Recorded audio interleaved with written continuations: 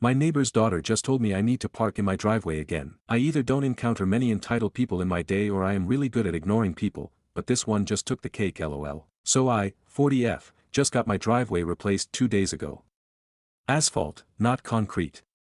The contractor told me I could park my car on it again after 3 days. Google said 7 to 10. As much money as I spent on it, I decided to listen to Google. I live on a two-way, yet one, driving lane street. On my side, all of the houses are street level and have driveways. While the houses across the street are on a bit of a hill with steps leading up to them. The only street parking is on my side. Their side has a alleyway/service road behind them where those owners could park. A lot of them chose not to. They'd rather park in front of our houses. Not a big deal. I don't own the street and don't care who parks there as long as they aren't blocking me in. There are 2 spots, sedan-sized, between every driveway. I have been parking on the street in front of my own house for these 2 days now and plan to stay there for at least another 5. I did not park in the middle so that no other car can also park because I'm not an AH. One of my across the street neighbors has a daughter who is home from college. 19 maybe, ick. What I do know is she drives a SUV that is entirely too big and won't fit in front of my car without partially blocking the driveway of the neighbor next to me. I'm outside this morning watering my flowers minding my damn business and this girl comes over unannounced and uninvited. The conversion went like this. Entitled neighbor, no hello, no pleasantries, hey when are you moving your car? Me, excuse me, Ian, my truck can't fit with your car there. Me, looks over to my driveway that is clearly still roped off with yellow caution tape, I just got my driveway done. Ian, yeah I see that but it looks dry to me. My dad said asphalt doesn't take as long as concrete. Me, smiles and goes back to watering. Ian, you can park your car on it now. Me, takes a deep breath, clearly annoyed, drying and curing aren't exactly the same. I won't be parking on it for another few days. Ian, no you need to do it now. There's nowhere else for me to park. What am I supposed to do? This is where my eyes started to twitch because not this little girl telling me what I need to do. Me, through clenched teeth, what about your service road? Ian, my parents park back there. There's no room. Me, well, ick what to tell you. I wish you an ounce of luck. Poor child turned a few shades of red and stomped back across the street. I am not one of those older millennial who thinks gens are all entitled babies, but WTH was that, and in case you're wondering, IWFH, did all my grocery shopping and errand running a few days ago. I have no plans on leaving the house or my spot again at least until Wednesday. She'll just have to suffer. Edit, sorry if the formatting is off. I typed this on my phone. Stories number 2. Aita for winning a couple of million on the lottery and giving half to my ex before I met my current girlfriend. So I'm 35M and was with my ex from school until 5 years ago. We have a child together too that we both co-parent really well. We never fall out and with each other but the love and attraction has all gone. She cheated on me but there's more to the story than that and it's not all on her. 2 years ago I happened to win around £4 million on the lottery. My first thought was my child. I wanted him to grow up with an equal life like he has mine and the less stress his parents have the less stress he has. I decided to split the win with my ex. We have both been sensible with the money. I quit my job as a mechanic, took my sports and football coaching badges and with a friend we started a business going around primary schools doing classes in all sorts of sports and fitness and also helping out local sports clubs and teams with coaching and methods etc. It will never make us rich but we make around 1.5 times the national average wage. I bought a £300,000 house and a £40,000 car and that's about it. My ex opened up a beauty salon that's doing really well and also bought herself a house. I met my current girlfriend on a night out around 6 months ago. Things have been going well. She knows I won the lottery and that's why I've got a nicer house and car than my income will normally provide and why I like to go away on a couple of nice holidays a year. She's never asked for anything from me materially and kept insisting on covering half the dates despite me offering to pay every time. We are getting more serious but nowhere near moving in or anything like that or her meeting my son yet. It all came to a head last week when the subject of my ex came up and my girlfriend said how nice her beauty salon is. We were with a couple of my friends and one of them said, "It should be nice Sam paid for it." She asked what he was talking about and before I could answer my friend said, he gave her 2 million quid. My girlfriend was quiet for the rest of the night and then when we got back to mine she exploded and said I was still in love with her and that's why I gave her the money, that I wasn't normal, that no wonder a lottery winner only lives in a house like this and drives a shit car when I gave half away, that I was a gullible simp, how embarrassed she is by me, how we could be set for life with that money and never work again, etc. etc. It went on for so long I told her to leave as I'm going to bed and not listening to this anymore. I haven't seen her since and she hadn't answered my calls or replied to my messages apart from the odd insult until today when she said the only way she could stay with me is to ask my ex for whatever money she has left to be returned to me so she can save face. I told her no and I'm done with her. She again accused me of trying to buy back my ex and I blocked her. Is this going to be a problem I have with other women going forward? Aita for this, comments. Commenter 1. LOL, it may be a problem for other women you date going forward, but that's a good weed out method. Someone who properly loves you will see that you're a good man who took care of the mother of his child and ensured that both of you can have a good life, even though you're no longer together. I think it's a green flag. Reply, thank you so much for putting my mind at ease. I was starting to think I'd done something wrong but I didn't know what. Commenter 2. Some people will say you did too much, but at the time of your win, you and your ex had only been separated for a couple of years, and if you had won it when you were still together, you would have split it 50-50ths. I imagine it makes a lot of things easier for you as a co-parent knowing that you split the win with her, since she can never really say that you owe her anything for your child, and your child is well provided for. Reply, it just felt right because what's the point in my son having one rich parent and one struggling parent? Commenter 3. You did a good thing for the benefit of your child and your child's mother. Well done. Replying to a deleted comment, I agree, but it's surprising as she never asked for anything before. Even when her car broke down and I fixed it she tried to offer me money for it. Commenter 4. She was playing the long game, brother. That's why she erupted in anger, cause she realized she made a bad bet that wasn't going to pay off like she was plotting. Reply, that's what my friend said. He said she was going to act like this until she had her feet under the table. Commenter 5. Your friend is correct. You did it to give your kid a stable life in both households. That and you seem to have no ill will towards your ex. Lots of people can't say that. Her misguided belief that we wouldn't have to work is all that needs to be said. You decided to still work in a different venture. She was planning to not work at all and live off you. I'd say you got to see the true her before getting on any further. It's only been a short while.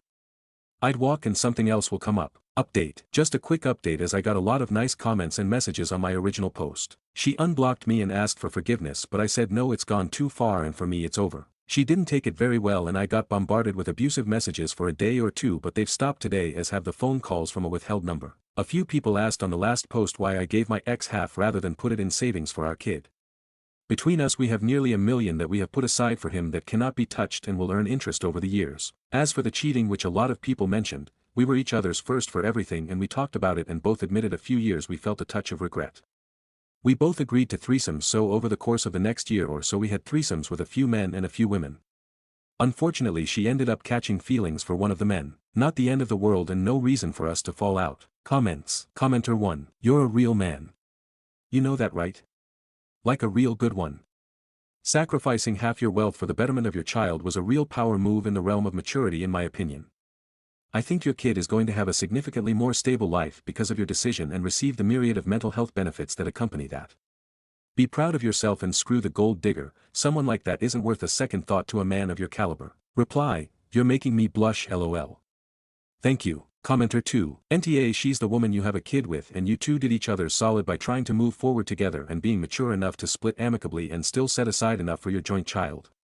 The money I think is fair. Whatever money you guys had before split earn/1 would be joint. But even afterwards, taking care of the people that mean something to you is a responsible thing to do. Your GF shouldn't be involved with your money. Stories number 3. Aita for reporting threats made by my husband's kids and their mom to CPS and then leaving because I'm pregnant. I, 30F, have been married for the last 2 years and together with my husband, 33M, for a little over 4.5 years. He's divorced with 2 children, 11 and 13, with his ex. I was not the other woman. They were not married when I met him and had been divorced for at least 3 years by that point. But the ex was very difficult once I moved in with my husband.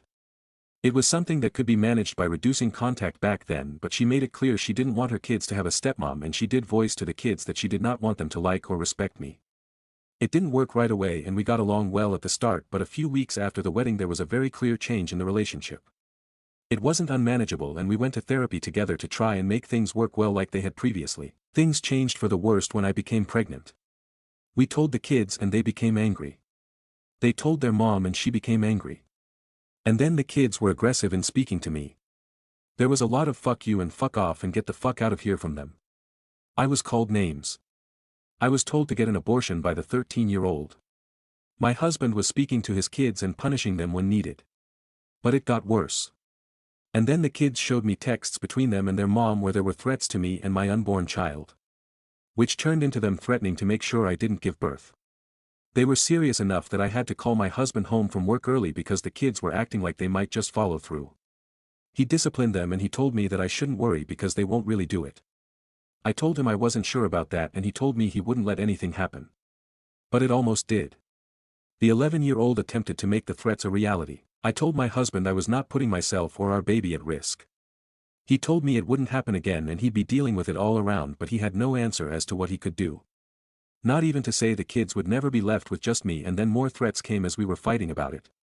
I told him I was not taking chances with my baby. I made a report to CPS and then I moved out of the house I share with my husband and in with my parents. This is all very recent, but the CPS investigation is taking this seriously from what I can tell. My husband has reached out to me and he expressed how hurt and angry he was that I took it this far. His parents have also done the same. They told me I took it too far and I could have worked with my husband to make this safer for me. I feel like I gave it a chance, but he was far too blasé about it, especially after the attempt. But maybe I'm overreacting and I'm here to be told if that's true or not.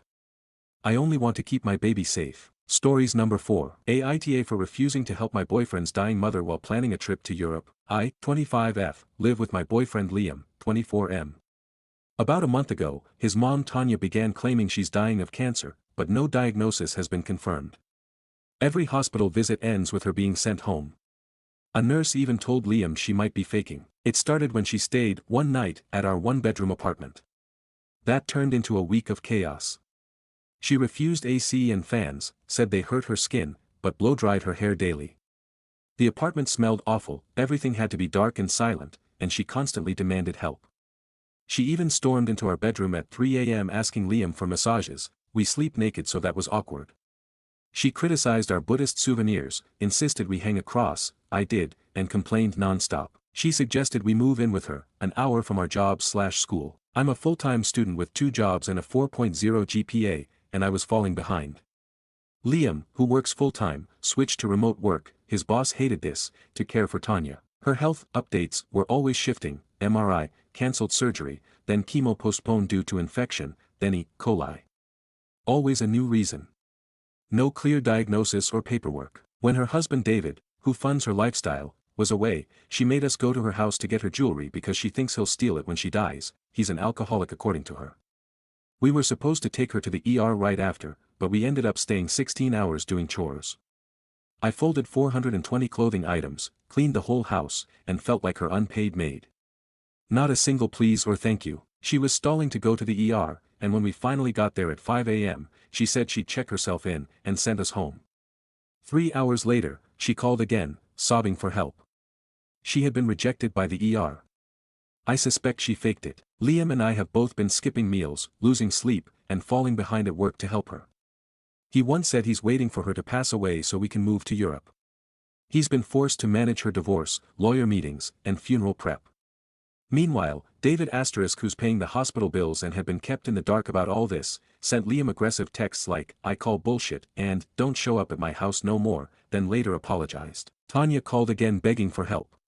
But this time, she wanted me, because David is jealous of Liam. I had clearly told Liam I needed that weekend to study for final exams.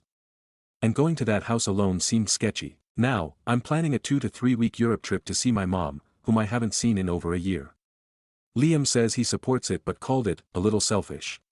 He's asked, if I were dying, would you quit your job to be with me, and, if it were your mom, would you help her?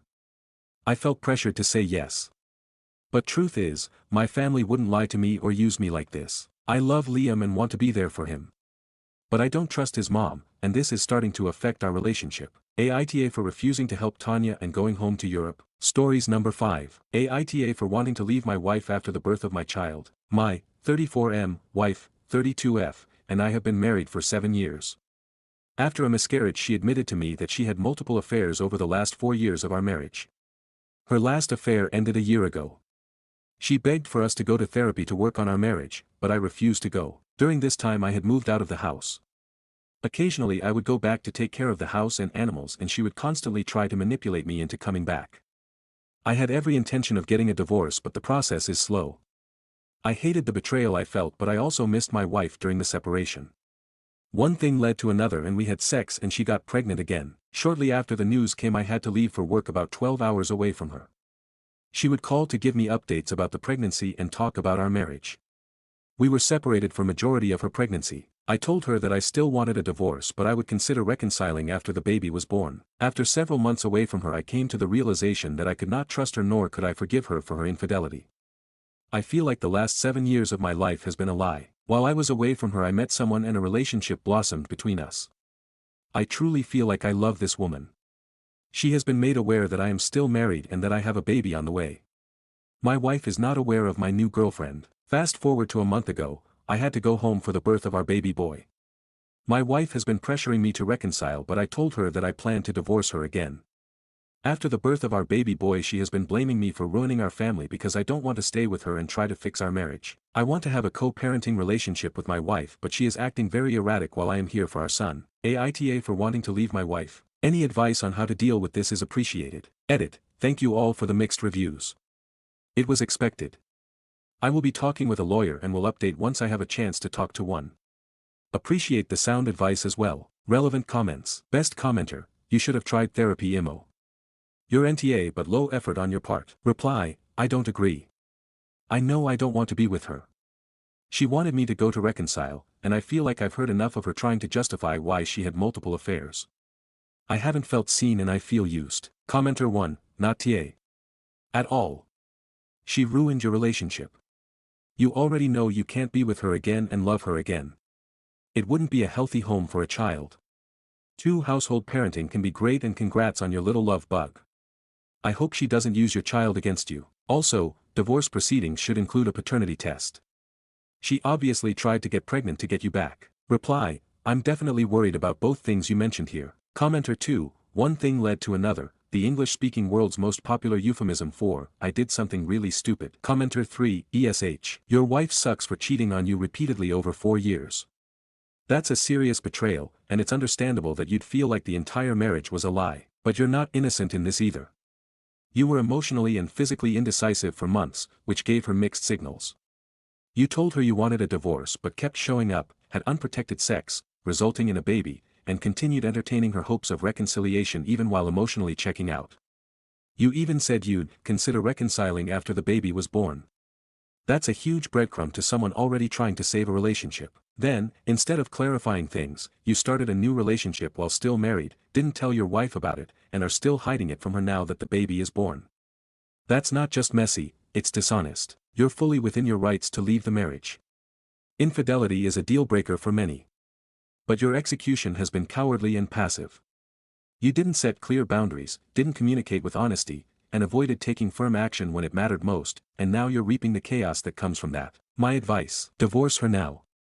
No more delays, no more maybes. Tell her about your new relationship, not to rub it in, but because she deserves clarity.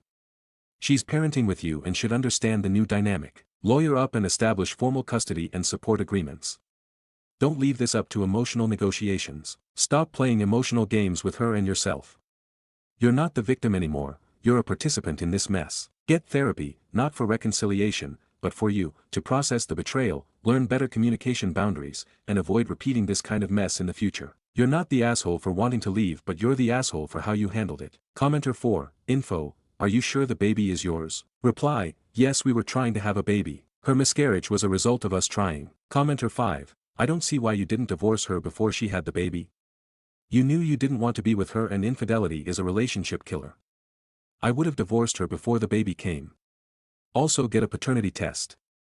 If the baby is yours, pay child support / do your fair share of parenting. Reply, there are reasons I will post in the update. I was trying to reconcile when she told me but I just couldn't do it.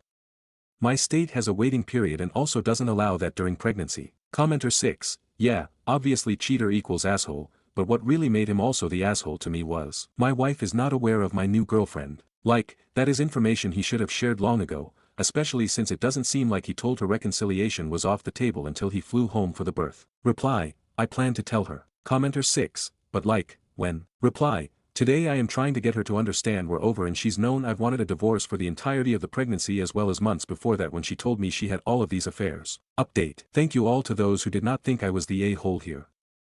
It's been a tough 2 years. Here's how it went down. I took a paternity test, and my son is confirmed to be mine. I have filed for divorce, but the state in which I lived is very conservative and has a waiting period before it can be finalized. The divorce was filed as uncontested and I will be paying child support while also staying in his life. I am selling our house and she is moving to a state close by where my son will only be a couple of hours away. This option also makes her closer to family. Custody arrangements will be updated once she has moved. This has been hard emotionally because she has blamed me for ruining our chance as a family and our son's future. It feels manipulative since I no longer want to be with her and I've taken care of her our entire marriage. My wife still does not know about my girlfriend at the request of my girlfriend. As much as I want to integrate my girlfriend, this will take time to do, and I also felt like my wife doesn't have to know now about her until everything has settled and the divorce finalized. It's been difficult for me being away from my son, but I do get to see him every day. I was there for his birth and 3 weeks afterwards. I will be taking leave again to spend more time with my son, take care of the house, the divorce, and to help get her and my son moved. I am glad this marriage is ending, and while it's tough right now with my son, the mutual goal is to have a co-parenting relationship. Despite the things my wife has said and her wanting to continue the marriage, I feel my son will be better off knowing what an actual loving relationship is. My girlfriend has been very supportive of me and I'm ready to move on in my life with her. Trying to get any help or legal advice in the state we got married has been a nightmare and has been overall negative to the choice I have already made.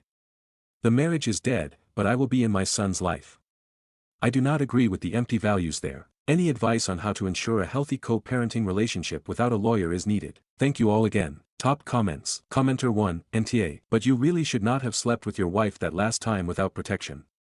This made everything much more complicated by giving her leverage. Commenter 2, why would you have a child knowing she was an AH and that you weren't sure you were fitting back together? Poor child. Commenter 3, my dude. You need to end one relationship before you start the next. Honestly, your choices have led you from one mess to another. It's clear you have some healing to do. Commenter 4, ESH. So many issues with your wife, and no issues with you wanting to leave her. But come on, dude. You led her on, apparently didn't use protection, knocked her up, and now want to leave her. You've essentially tethered yourself to this woman for the next 18 years at least.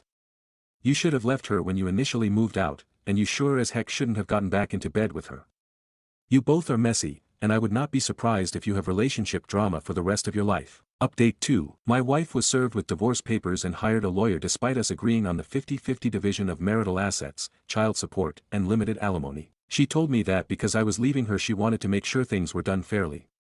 She advised me not to get my own lawyer since we already agreed on stuff, but I got one to represent me anyway. I have recently seen my son again despite her efforts to keep me away from him. She has told me that she doesn't want to see me. After expressing how unfair that is, she agreed to coordinate with me to see him. I told her that I have been seeing someone and she said that she suspected it during our separation but that it didn't matter. She doesn't care that I love my new partner. She believes we can still recover the marriage even though I have moved on. I do not understand how she thinks this after her cheating throughout our marriage and me finding someone new. I told her I am upset that she can't take accountability for the breakdown of the marriage, hurting me, and our son. I explained to her why it wouldn't be a good idea to stay together if she truly thinks I cheated on her. She is only concerned with herself and the life I provided to her instead of caring about our son. She destroyed the last 7 years of my life with her and distorted how I saw myself. I tried to get over her infidelity the first time thinking it was a mistake and something we could work through. I'm not willing to give her a third or fourth chance. I want resolve, but every time the issue comes up she says something that feels manipulative. I will post a final update when we get there. Relevant comments. Commenter 1, you're both a holies. Before I even got to the GF part, I knew the reason to not want to fix the marriage was because girlfriend entered the chat. You're an ah for holding possible reconciliation over her head like a carrot after the birth of the son. Also, you had sex with your wife and made a tiny human and then decided to get a girlfriend. That poor baby needs stability and his parents to grow up. Reply, divorce was asked for as soon as I found out about the second admission of cheating. OOP needs to get counseling in order to deal with his wife's infidelity. Reply, I went to counseling after the first time. Tried to forgive her for that one. Can't forgive her for her other infidelities. The couples counselor is the one that advised me to stay in the marriage after she cheated the first time. We tried 3 therapists in total. I even tried to see a 4th one on my own while filing for divorce. They said the same things to me. Yes, there was a time after we got married that I found out about her cheating. She admitted to it after I confronted her, and I spent many years trying to get over it. The second admission was of her multiple affairs during the second half of our marriage. Commenter 2, the only thing you and your soon-to-be ex-wife should be discussing is the care of your son. By engaging her, you are setting yourself up to be manipulated and trapped, just as you were trapped by the pregnancy. Sorry to have to say this, but you were really stupid to get yourself into that position. Ever heard of condoms? You knew this woman had been with other men, yet you had unprotected sex with her. That was stupid, so you are not without blame for those 7 years and in fact, all the rest of your child's life. The fact that you would even ask whether you're the for wanting to leave reveals your very real problem with logic and common sense. Stories number 6. Ex bought a house with her BF but put it in our kid's name. Do I have a case for cohabitation to terminate alimony? TLDR, if I can prove cohabitation, how likely is it a court will agree to reduce or terminate alimony? Divorce was finalized in 2016 in CA, ex lives in Florida. Both kids are adults. Once youngest graduates college, I would like to take ex back to court to terminate alimony. Only want to do this if it is more likely than not that I will win, as this will probably upset my children. In 2019, ex-wife's long-term BF changed his Facebook status to married to my ex. The same year they purchased a condo together, renovated it, and moved in together. She never informed me they were moving in together. Per property records, it was owned 50-50. She also lied to me and claimed it was his condo and she just rented rooms from him. They break up, sell the condo, and remove marriage status, still have screenshots and screen recording though. They end up reconciling. There are dozens and dozens of Facebook posts throughout the years from her husband where he refers to her as his wife. In early 2024, her husband posted that his wife bought him a car for his birthday. In the comments section he mentions her by name. This car was at least $30,000, if not more. Summer 2024 they buy a house together. Once again, she hides this from me. Per property records, the house was purchased for $700,000 in all cash. Her husband is 80% owner and our kids own 10% each. This seems like an obvious attempt for her to try to hide that they are cohabiting. She pressures the children to lie to me about her husband. Oldest is going to grad school soon. My ex is refusing to contribute because she is too poor, so I'm stuck paying tuition alone. I would much rather give my kids the money than keep paying ex since she is no longer supporting my children financially. Based on the above facts, is it likely the court will reduce or terminate alimony, $24,000 per year? Edit, just to clarify, I do not believe she is legally married or at least can't prove it. Per CA Family Code 4323, cohabitation potentially reduces the need for spousal support. This is the basis I want to use to ask for modification. Stories number 7. I think my partner is proposing today. I know we're used to doom and gloom on this sub, but I honestly just want to shout this from the rooftops, in a good way. But I don't want to gossip to anyone I know in person about this, because you can never be 100% sure, and also I don't want it to get back to him that I've clocked all the signs. He's not great at big romance, which is perfect for me as I find it a little embarrassing, but he's tried to be so sneaky, and so thoughtful as well, and I don't want to ruin this for him. A little, long, backstory. My partner, D, and I have been together for just over 3 years, but have known each other for 9. When we first met, at work, I was trapped in an abusive relationship and also pregnant, so obviously nothing happened physically and he would never have tried to change that, as knew how bad my ex-husband was, so as far as he was concerned I was happily starting my own family. But we instantly clicked as friends, and honestly I think it only took me about a week to realize I was falling for him in a non-platonic way. Little did I know that D felt the same way, but he's the most oblivious person when it comes to knowing that someone likes him in that way. He later told me that had he known everything, he'd have had me out of the situation I was in and moved in with him in a heartbeat, and ready to raise my now 8-year-old daughter as his own. I had a complicated pregnancy towards the end, so I wasn't at work for the last few months of it, and my ex made me quit my job when I should have returned after maternity leave. Me and D tried to stay in contact, but I was aware that I had inappropriate feelings for him and I was terrified that my ex would somehow find this out and fly off the handle and hurt me, so I purposefully let our communication dwindle to nothing after I knew I wouldn't be returning to work, even though it hurt. I think I gaslit myself into thinking that now that we had a baby, my ex would magically be better and we'd be one happy family. I put the whole thing with D down to him just being the one that got away, and I thought about him very often. D and I spoke a couple of times over the next 5 or so years, and once I learned that he was in a relationship and seemed happy, any hope I had that I could escape my abusive ex and catch D was out the window. It felt pointless to break up the family I had for nothing. Again, I gaslit myself that it wasn't as bad as it was, and put myself into the staying together for the kids no matter what mindset. I've now shaken that off completely and in no way condone staying in an abusive relationship regardless of whether or not there are kids involved, so I continued on, was coerced into a marriage I knew I didn't want. And then into having another baby, which my ex of course used to control me even more. D's relationship lasted as well, and he and his now ex had 2 children and bought a house together. Happiness for myself seemed like a pipe dream by this point, and all I could do was pour all my love into my children and walk as carefully as possible around the sea of eggshells that constantly surrounded my ex. In 2022, everything changed. Out of nowhere, my ex left one random Tuesday morning, of course blaming me and saying that marriage and children were too restrictive for him. This was of course a lie. It turns out he was cheating, but he tried to secretly move in with her because he didn't want any consequences for his actions. He left me in a mountain of debt that he built up in my name without my knowledge. I had no way to provide solely for myself and my children, and he deliberately quit his job so he didn't have to pay any child support. He also didn't care about seeing our children, but to be honest I was glad about that as he barely knew how to change a nappy, and I didn't want his constant anger taken out on our children with Noon there to protect them. The initial shock and upset about the sudden change honestly only took about 5 hours to get over, and after that I was actually just grateful that he wasn't there anymore. I figured out how to be self-sufficient, and actually started to be proud of myself for how I parented as a newly single mother and dealt with the whole situation. I'm not going to lie, D started playing on my mind almost immediately after my ex left. We hadn't caught up in a while, and he's barely active on social media, so I had no idea what his situation was. 2 months after my ex left, D messaged me out of the blue.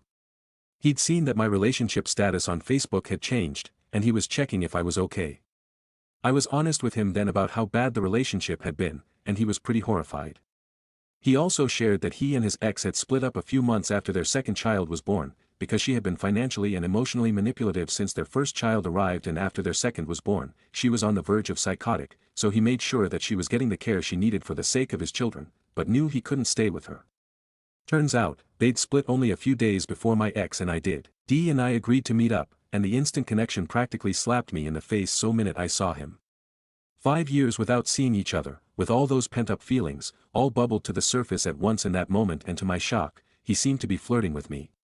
Things escalated from there, especially when we both admitted that we had big feelings for each other, and the attraction was almost palpable, but we did agree that our friendship was the most important thing that we didn't want to lose again, and especially with us both having only come out of long-term relationships where children were involved, we'd keep the physical aspect of things casual for a time and see how it went. Certainly no introducing each other to our respective children as being together or anything like that. But we both fell hard and fast for each other, and we knew that, so after a few months we made things official. It all felt like a dream come true. It actually took me some time to adjust to how he treated me. He is of course an amazing partner, but I was so used to being treated like shit that this caught me off guard. He taught me how to love myself through loving me as much as he does. He taught me to stop blaming myself for my ex's abuse.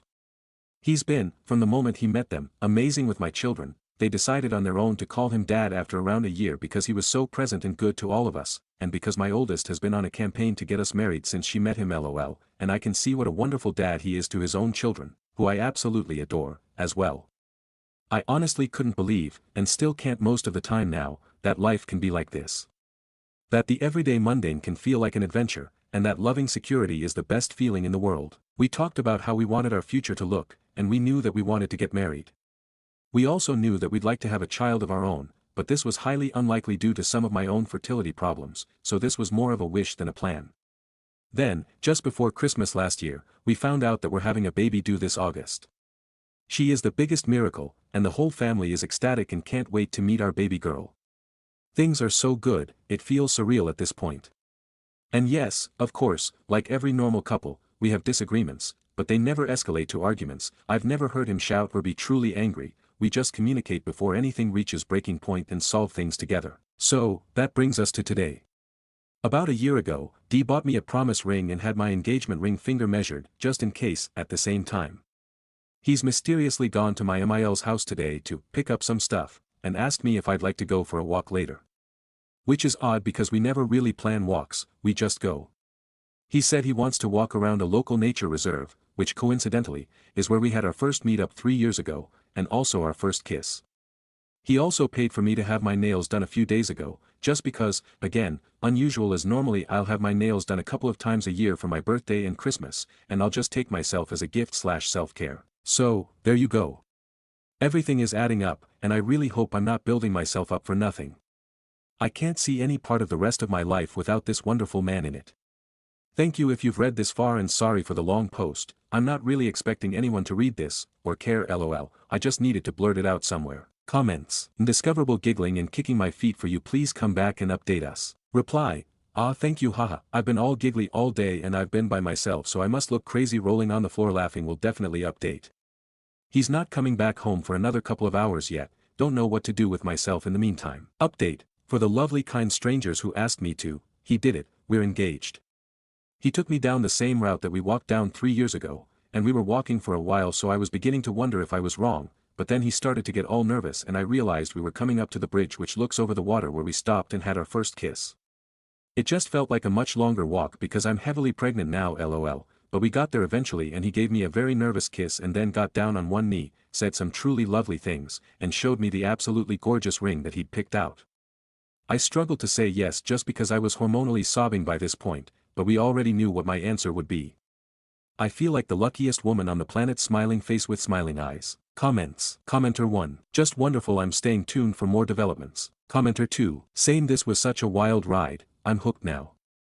Hoping OP updates soon because I need closure like it's a season finale cliffhanger. Reply. I've updated. Warning, next season will involve childbirth, may not be a pleasant watch but worth it at the end lol. Stories number 8. Aita for not going to my dad's house in an emergency where his 5-year-old stepdaughter was left at home on her own. My dad's got 2 stepkids from his wife, aka the woman he cheated on my mom with. His wife's oldest is 14 and she's from her first marriage. She cheated on the 14-year-old's dad with the 5-year-old's dad, and the 14-year-old hates the 5-year-old because of it, and I care about none of them because I only go to my dad's house against my will. I just turned 17 BTW and before people ask, the courts would not let me stop going to dad's house. My mom could lose custody to my dad if I don't go, or I leave and go to her house after being made go to dad's. 50-50 has to stay in place until I turn 18. That's just the fucked up way it is. My dad knows I hate going to his house. He tries to fix what he broke, but he broke it so good he can't unbreak it. He knows I can't stand his wife and that I don't want to pretend I'm someone's brother while I'm there, since he tries to put the 5-year-old's rejection by her half-sister onto me and expects me to make up for that. I left my dad's house yesterday morning because mom's parenting time started. My dad and his wife were leaving her daughter's home together, but the 14-year-old went to her friend's house and left the 5-year-old on her own. My dad and his wife were at work. His wife got a text from her friend's parents saying the 14-year-old made it safely. She and dad were texting all freaked and he called me and told me to go and stay with the 5-year-old until someone came home, but I refused, and he tried to get my mom to make me do it but she refused. His wife tried to make the 14-year-old go back too, but she didn't, and the 5-year-old was on her own for hours before his wife just left work. Then when my dad got home he sent so many texts and called a bunch of times and I didn't answer. But he was like, how could you do that? She needed you. She's only a kid and stuff. The thing is, I don't care. That's not a problem for me to fix. I'm not their babysitter and I'm not a willing part of their family, if you could even call them that. I don't care what he thinks. But I did think a little about the 5-year-old and I know it sucks for her. Stories number 9. Aita for shutting down my wife's party favor idea. For some context, the story starts last year at our 7-year-old son's birthday party. I, 32M, and my wife, 32F, held the party at our home. We decided to leave the bulk of the planning to my wife, as she loves this kind of thing and wanted to take the reins. I had no reason to doubt any of her plans, as she did a great job with our past parties. I handled invites, food orders, and anything else she needed me to do. To her credit, she did a great job with the party itself. Everything ran smoothly and the kids had a great time, until she brought out the party favors that she had kept a surprise from me. They came out when our friend had to leave with her daughter right after the cake. Before she could, my wife went into the back room and came out with a bag, the biggest grin on her face. What was inside the bag, you ask? A small tetra fish from the pet store, to be given as a party favor. My friend was flabbergasted. Her daughter's face beamed with excitement at the sight of her new pet. Mommy. I've always wanted a fish. My friend was at a loss for words, only glaring at me. She declined the fish, walking out of the party while her daughter clung to her, throwing a tantrum about turning down her new pet. Obviously, the chaos caused a scene, as all the children now knew about the fish. Every single parent in the room was pissed. Glaring, muttering, the whole works. What are we going to tell our kids? Great, now I have to get a fish tank. Most parents obliged and reluctantly accepted the fish. The whole time, my wife was elated at the sight of the happy children, oblivious to how their parents reacted. We ended up having to take a few fish home that had been turned down, meaning we also had to buy a tank. My wife couldn't understand why anyone would pass up a wonderful 50-cent fish she grabbed this morning from PetSmart. Fast forward to now, 1 year later. It's a month away from my son's 8th birthday party, and my wife broached the topic of party favors. She exclaimed that we should hand out fish again. The kids loved it, it was a hit last year. I do not want to go through this again. Several of my friends who were at the party complained about having to take care of these fish, being put in a situation where they felt pressured to accept the gift to avoid upsetting their child. They had never received such a ridiculous party favor, and they wouldn't be attending if this was the case again. Not to mention, this feels horribly abusive to the fish who now have owners who don't want them. My wife brushed all of this off, saying that the parents were being selfish for not thinking about what makes the kids happy. She apparently didn't notice anyone upset at the party, only focusing on how the kids felt. She's calling me controlling, saying she doesn't even want to plan the party if she can't have this her way. All of her small group church friends agree with her. I don't want to upset my friends by putting them in an unfair situation, but I don't want to upset my wife because she truly does enjoy putting these events together. So, Reddit, Aita for telling my wife not to buy party favor fish? Consensus. Also, people point out to not be surprised if a lot of parents will RSVP no to other parties. Some of the comments. Somebody says to create a group chat with the parents from the party and ask them to be honest about the fish. I really love this idea. I think it's a great way to encourage her to listen to other people's opinions on the matter. But, I doubt she would take it well. Either way, I think she needs to know. I believe she is being selfish. And this is discouraging my son's friends from coming to this party. It's very unfair to him. Tamagotchis. I remember those and loved them. That would be a great compromise. To answer your question. Yes, 2 out of 3 of the fish have survived. Thanks to me. She didn't take care of them. Her church group always sides with her on everything, no matter how absurd. It seems to be enabling this kind of behavior. I believe the glares were directed at me because my friends know I'm more conscious of social cues. It's not the first time I've received glares like this from my friends BC of something she did. I love her and want to fix this. I like the way you think. But my wife loves animals and has already argued with me saying, I would love to receive pets as a gift. It's more about the feeling so gets when she sees the kids happy, as opposed to whether it's fair or not. Somebody says to simply hand out candy bags, absolutely agreed. I much prefer those as party favors. She just calls them boring. I do believe counseling would help us a lot with other issues we have. She refuses to see any counselor that's not a strong biblical Christian. I'd be so upset if that happened to me. She has already argued, I'd love to receive pets as a party favor. Who wouldn't? She loves animals and can't understand that other people's situations may not be ideal for adding a pet. I've asked about the fish tanks and she said that would be too expensive to buy 20 fish tanks.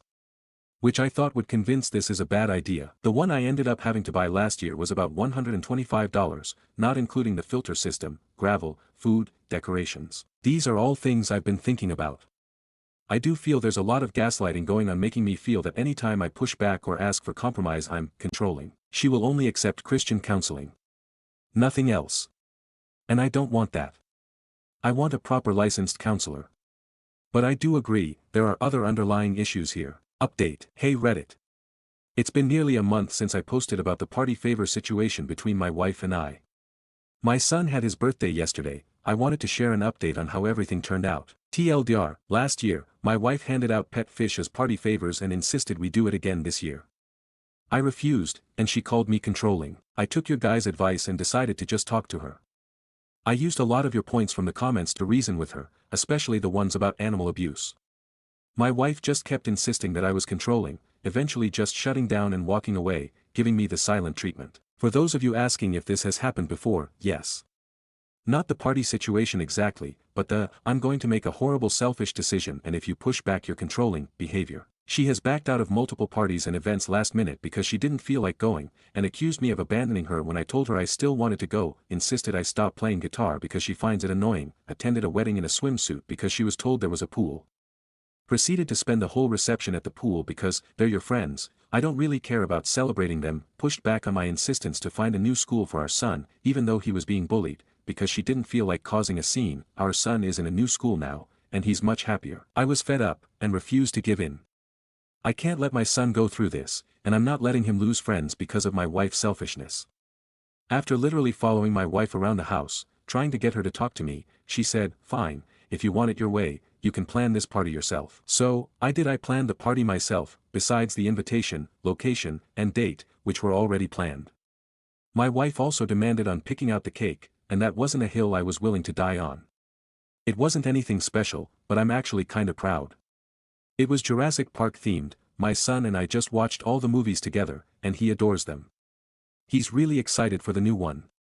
I themed each table around different dinosaurs, and put little plastic dinosaurs everywhere. As for the party favors, I gave out little bags of candy. Nothing amazing, but the kids were happy, my son was thrilled. And no fish were harmed in the making of this party. After the party, my wife kept telling me how lame everything was. That the party was boring, and the kids weren't literally jumping up and down for my candy party favors like they were for hers. Frankly, I don't care. Sure, the kids didn't have a brand new pet to bring home, but at least my party favors didn't piss off all of our friends and doom my son to a life of friendlessness. Truly, I don't know how things are going to go with my wife and I. I'm reaching my limit with her insanity. I've tried insisting on marriage counseling, but she refused unless it was done by the pastor of our church. We went, and it was a whole session of the pastor telling me I'm not a good enough man to take care of my wife. About how I'm turning away from God with my actions, and that's ruining our marriage. Needless to say, we haven't gone back, and ever since my wife loves to use this session against me in arguments. I loved her, but I'm finding it harder each day to keep being in love.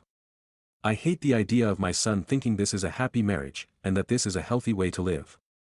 Divorce scares me, but I don't know if I can live with this anymore. In the end, thank you, Reddit, for helping me realize that there's a lot going wrong in my marriage, far beyond a forced fish adoption crisis.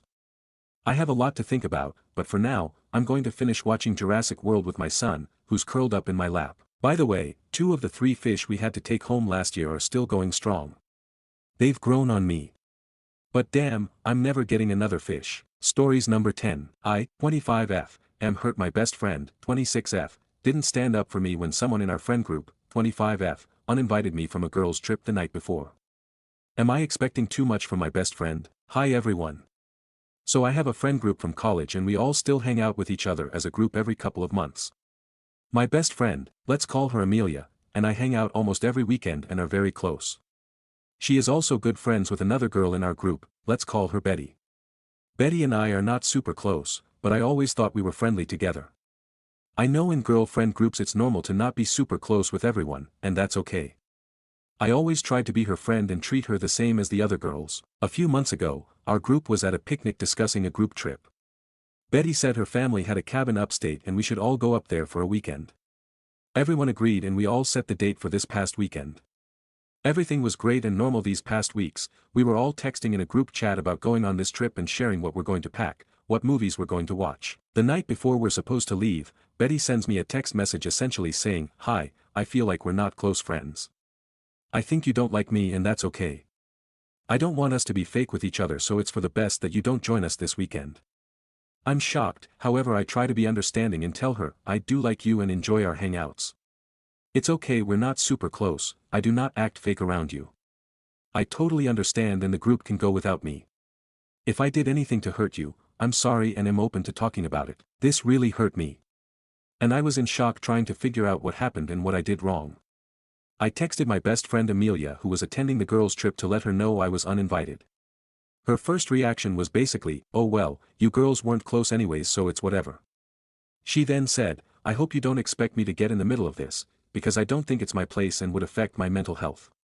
I, of course, trying to be accommodating, said everything is okay and it's okay for her to not get involved. After a day of crying about this and feeling really awful, I realized that this was a really shitty thing that Betty did to me. And I also realized that my best friend Amelia was not supportive of me. I don't expect my best friend to not go on the trip. But I expected her to acknowledge that what Betty did was really mean and awful. I just wanted her support, and I was hoping that when inevitably the topic of me comes up during the girls' trip, she would stand up for me and say, "Hey, it's okay for you guys to not be friends, but it's not okay to exclude someone from a group event at the very last minute." I let Amelia know that her lack of support was really hurtful to me. And if she was in my position, I would acknowledge that our mutual friend did something really awful. I would feel really bad going on this trip knowing Amelia is at home feeling really hurt. She, however, thinks that this conflict is solely between Betty and me, and that she shouldn't get involved. She said she has an independent friendship with Betty, and that her getting involved will make things worse. Do you think it's wrong/too much to expect my best friend to stand up for me when our mutual friend uninvited me last minute to a group event? I'm not asking her to pick a side, however it feels like she's okay with Betty essentially bullying me. It's okay that she wants to be friends with Betty, that's totally acceptable. However, I do think you should have the courage to stand up to a friend who's bullying your other friend. Greatly appreciate your insights, thank you. Relevant comments. Commenter 1. Very last minute change in plans. I don't think your friend is a good friend or as innocent as she makes out to be. Someone must have recently said something to Betty, and I wouldn't be surprised if it was Amelia, even in passing jokingly. Commenter 2. Yeah. Odd for her to make that point about OP's private criticism of Betty. Almost like someone might have accidentally, or not, broken OP's confidence and shared those remarks. I'm thinking Amelia doesn't want to get involved because she's the one who kicked the hornet's nest.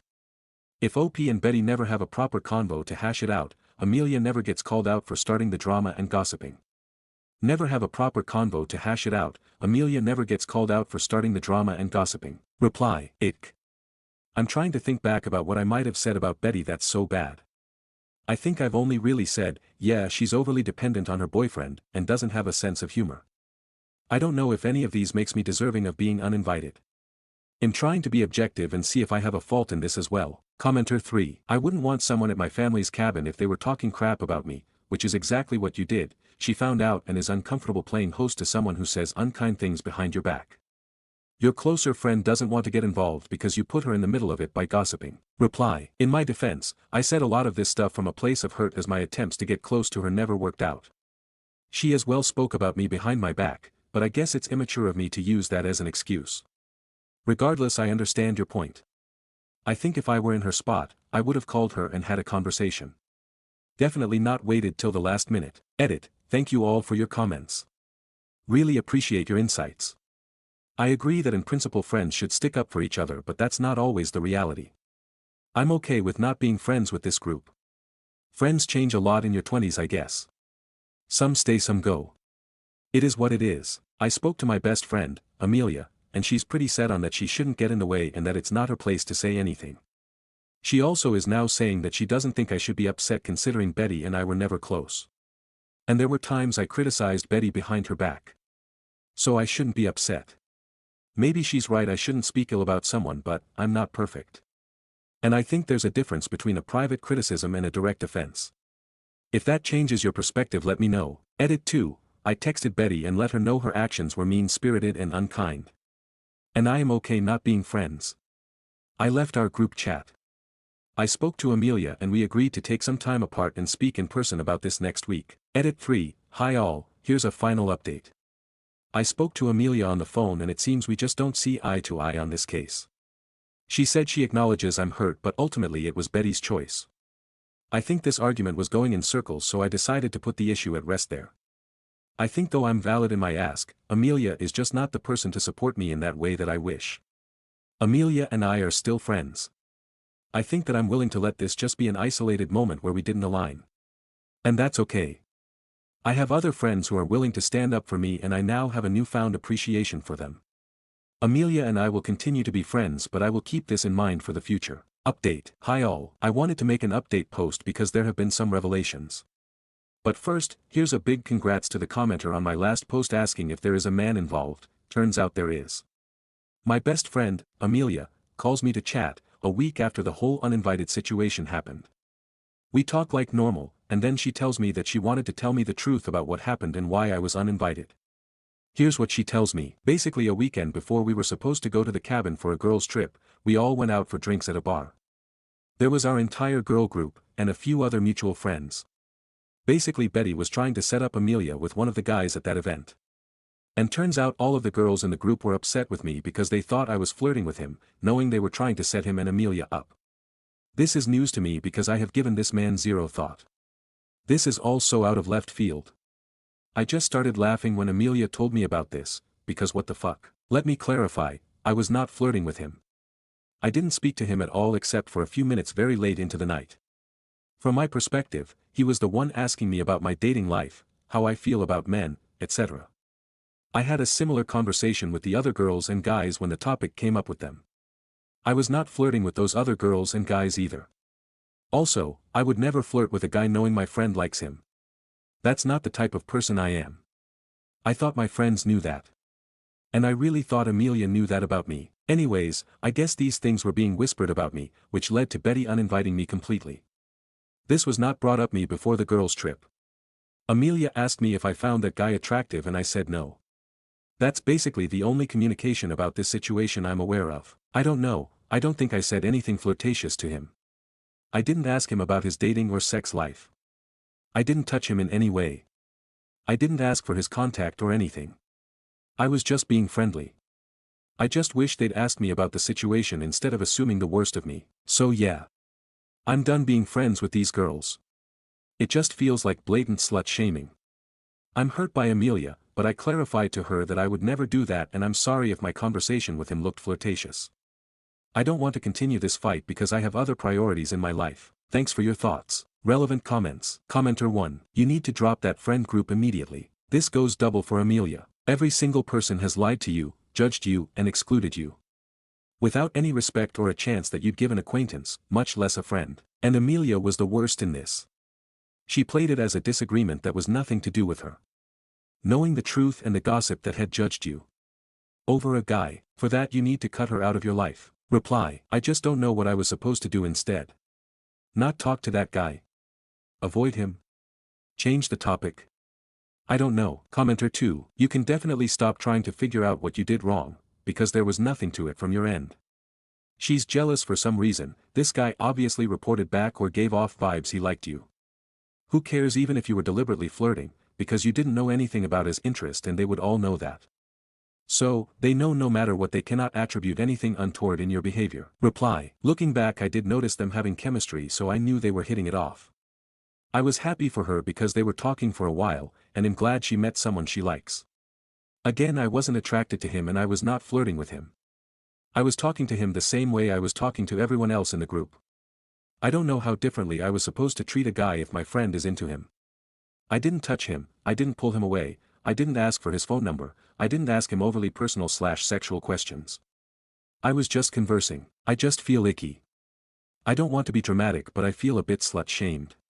I don't know. Commenter 3, you're still trying to figure out what you did wrong. You need to stop trying because you didn't do anything wrong. Commenter 4, wow. I'm sorry but even if your friend liked the guy, if he was showing more interest in you than her, that isn't your fault. They all sounds childish tbh. Reply, apparently she's still talking to the guy and asked him about his conversation with me that night. He said I was flirting with him. I was not. But even if I was, it takes two to tango. If he's such an upstanding guy and thought I was flirting with him, why didn't he change the topic? Why did he ask me questions about my dating life and relationships and sex? It's all so high school and childish. Edit 1, just wanted to say I really appreciate your thoughts and your words of support. When Amelia told me about this issue I specifically told her that I don't want to be friends with people who assume the worst of me. And because I didn't want to argue I just said Amelia and I were fine. But I think you're right that she's also not been a good friend to me. And she did let her jealously get in between our friendship. Our first confrontation, in my original post, was really hostile. She kept telling me that it's not her place to get involved and it's between Betty and me. But actually this does have to do with Amelia. And instead of telling me what was wrong, she just made me feel bad about being upset that I was excluded. I think I will kind of distance myself from her and we can be friends, but just not as close. As for the other girls in the group, screw 'em. I'm fine never hearing from them again. I have other friends who have my back. Thanks again. Stories number 11. Aita for dumping my boyfriend because he refused to hand me a period pad and tissues when I had diarrhea. I, 20F, was at the gym. Even though I was on my period, I pushed through enough to get sweaty and stinky. My then boyfriend, 23M, now ex, sometimes come extra early to pick me up because he likes to watch me work out. He was sitting in a chair, and my bed was on the chair next to him. My tummy was feeling funny for an hour but I thought it was just because of my period. I got this sudden urge, so I went to women's bathroom. I got in a stall without looking, and I found myself in a nightmare. I pooped in a public stall and there was no tissues. The factor of my period added to my nightmare. I thought I was lucky that I had my phone. I didn't want to text my boyfriend this, because I want to keep up a sexy image for him, but this seemed like the least embarrassing way. The text exchanges felt like a weird negotiation in hindsight. I told him the situation and I asked if he saw pads and tissues in my bag. He told me pads but no tissues, but there are napkins. I asked him to come in the bathroom to hand me my bag and he said he wouldn't go in the women's like a perv. I asked him to go to the bathroom door, and hand my bag to next woman who comes in.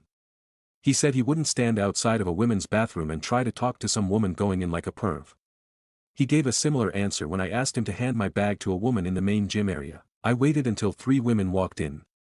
I didn't want to ask but I had to get out of there sometime. A stranger gave me pads and tissues. When I got home, I broke with him via video chat. I didn't even want to be in the same room with him ever again. He was begging to the point of years but I ignored it. My best friend, 19F, said I was too harsh. She said there was no non-embarrassing way for me to get out of that situation, and that some guys get the ick by periods. Am I the asshole? Update. A short and positive update. I found a new boyfriend who's currently taking care of me while I'm on my period. My new boyfriend doesn't have such a low and paranoid view of women where he thinks a woman would call him a creep for doing normal things. I'm so lucky. Stories number 12. Aita for drawing a line with my girlfriend about our involvement in her now pregnant and intellectually disabled sister. I've been with my long-term girlfriend for several years. Her sister has an intellectual disability. She functions roughly at the level of a 13 to 15-year-old. She's generally a good person, and I've always treated her with respect, but she clearly struggles in many areas, holding a job, managing adult responsibilities, and general aspects of society. Her family has supported her financially and emotionally for years. Recently, she married a man who is also intellectually disabled, although he seems somewhat more independent. A few weeks ago, I found out she's pregnant. According to my girlfriend, her sister wanted a baby because it would make her happy, and her parents are on board. They've expressed that the child can also take care of her sister when they grow up. Until then, they, and possibly the husband's family, plan to help raise the child. I reacted negatively when I heard this.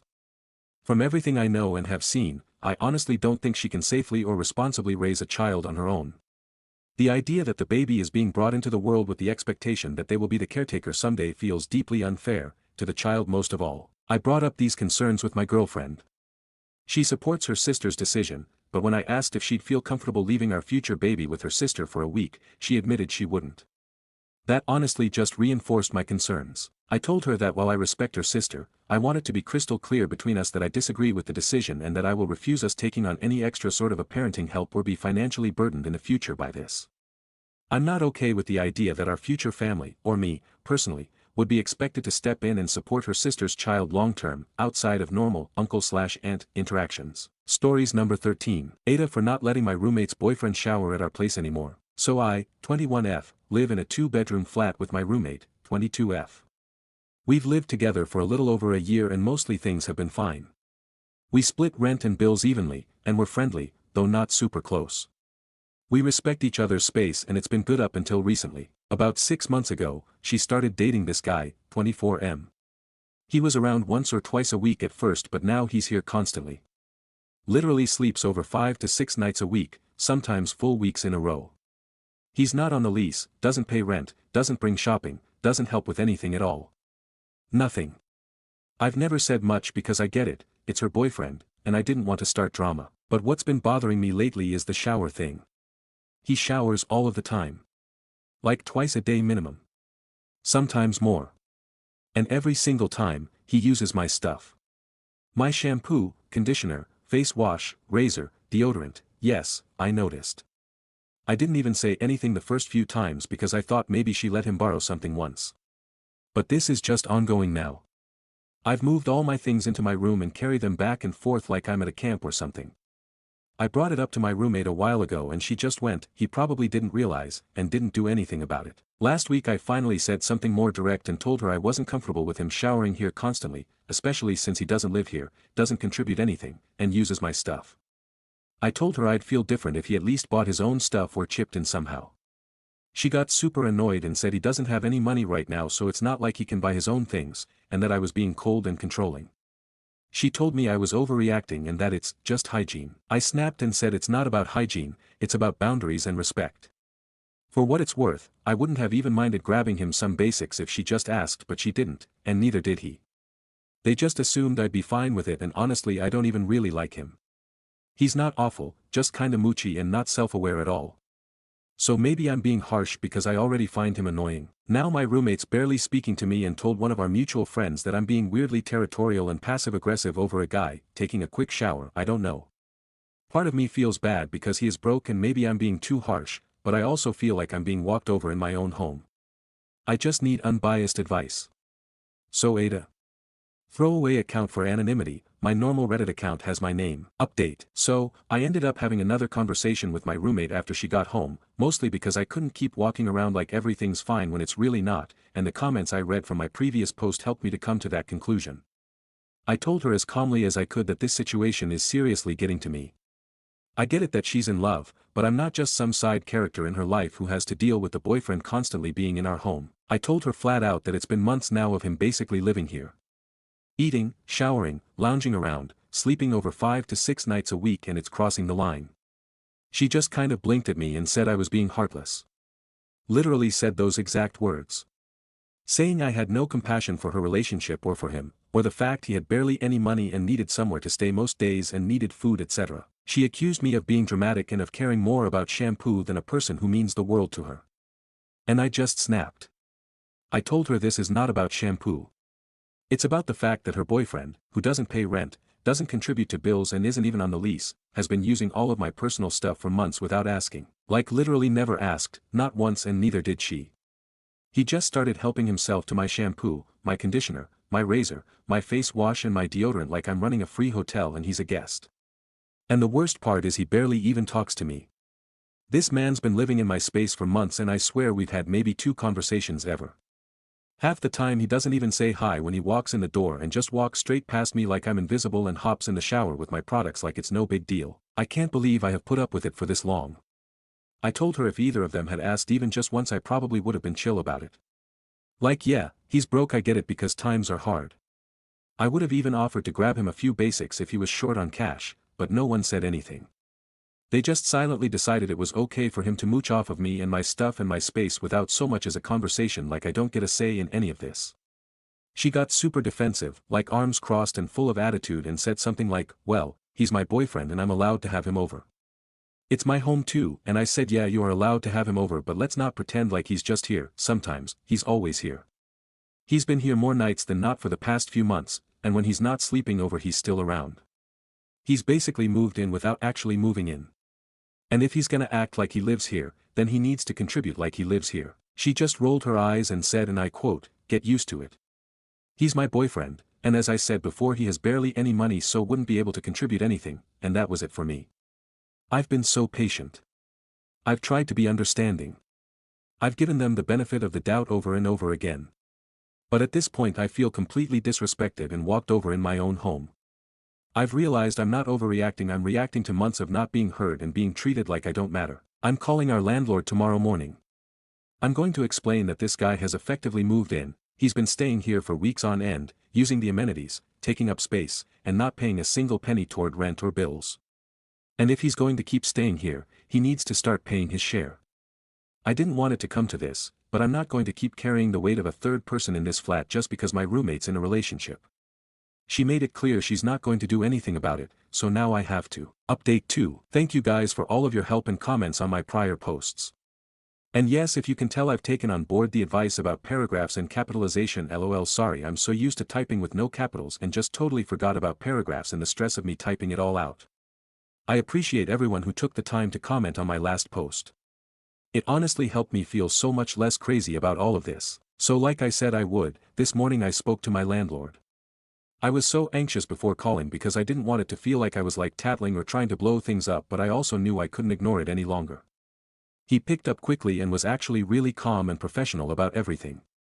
I explained the situation as clearly and fairly as I could and told him that my roommate's boyfriend has been staying over 5 to 6 nights a week, sometimes more, using all of our utilities, taking over our shared space, and even using my personal things like it's all free despite not paying a single penny toward rent or bills or even any shopping. The landlord paused for a moment and then told me that it wasn't okay. He told me that technically under the lease guests are allowed for short stays like the occasional overnight or weekend.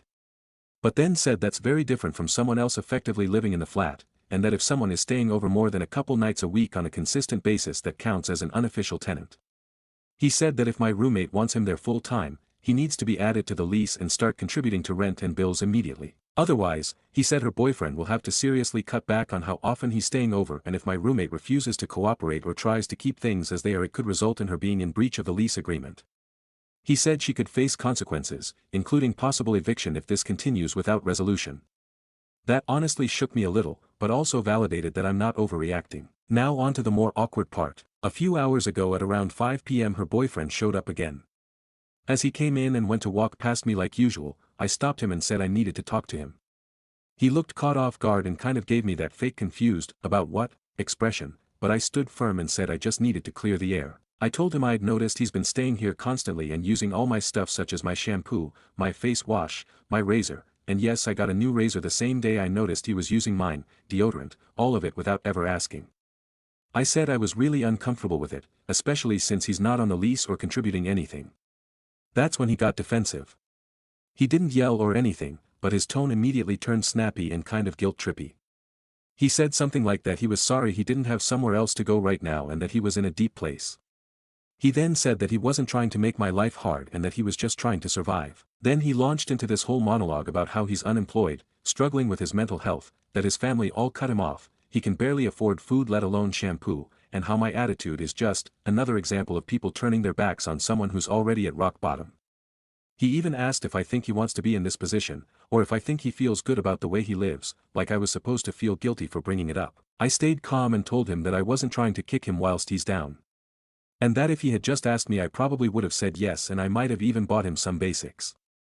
But he didn't ask and he just started helping himself, like it was owed to him. He didn't really have a response to that, other than shrugging and muttering that he didn't think it was a big deal and that my roommate told him it was fine. I said it is a big deal to me. This is my home too, and he has been treating it like a free house that he's allowed to live in, and that's not sustainable anymore. I told him my landlord's going to get involved now and things will have to change. Either he gets added to the lease and starts paying his share, or he stops staying over all the time. And if neither, my roommate could end up being evicted. He got quiet after that. Gave me some annoyed half apology and went into her room. Honestly, I think he was more embarrassed than anything. But I'm not backing down now because I've done my part and I've been patient. I've communicated like an adult, so what happens next is on them. No word yet from my roommate after her convo with the landlord, which I assume happened as my landlord doesn't usually say stuff and not follow through with it, and she still hasn't come back home, which leads me to the belief that she's furious. That said, I'm done prioritizing her comfort over my own peace of mind as I've been more than fair. I will update again when my roommate says anything to me. Also, I've officially locked my shower stuff away and the snacks that I had previously bought, which were my snacks I bought with my money. I went to Argos this morning and got one of those little lockable storage boxes and slid it under my bed as some of you suggested.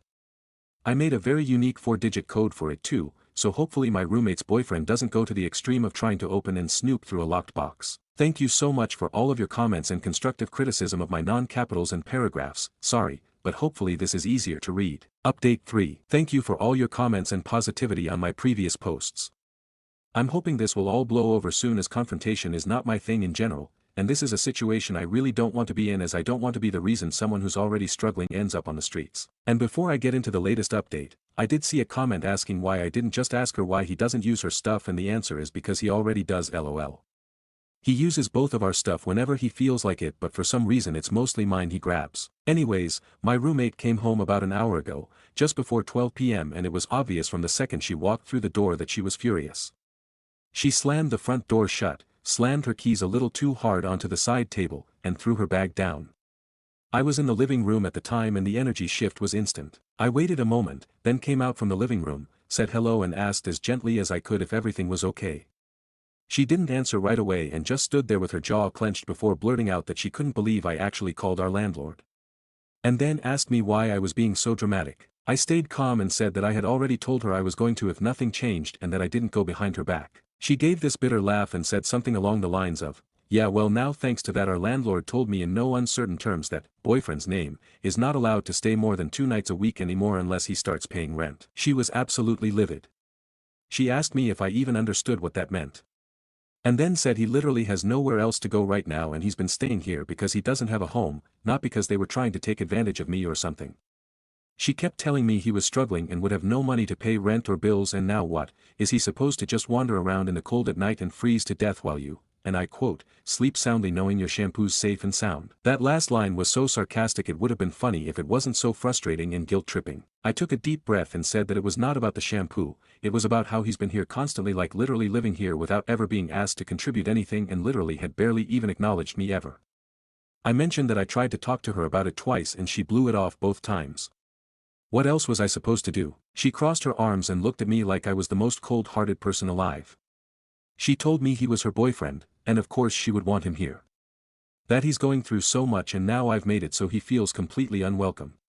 She told me his family just cut him off one day with no reason and all of his friends stopped talking to him too and apparently treated him awfully, which in my opinion seems ironic, but maybe that's just me, lol. Apparently he called her after I confronted him earlier and told her he's going to stay at a friend's place tonight, and he sounded like he was about to cry before he hung up the phone, then said this was just another example of people not giving AF***ck about him when he needs it most. I literally didn't even hear him leave, so he must have crept out, lol. I could feel the guilt tripping in every word. But honestly, I've reached the point where I'm done letting it work on me. I said that I was sorry he's going through a rough time. But this is my home too. I pay rent, I pay bills. I keep this place going just like she does. I'm not an extra in her relationship. She brought someone into this space without asking, let him treat it like it's his, and didn't lift a finger when it started affecting me. That's not okay. She went quiet at that, still clearly annoyed but with nothing left to say that wouldn't sound like more of the same. After a few seconds she just said, I hope you're happy, and walked off into her room, slamming the door behind her. I'm not happy. I didn't want it to come to this. But I'm also not sorry. I've been way more patient than I should have been, and I've tried to handle this like an adult.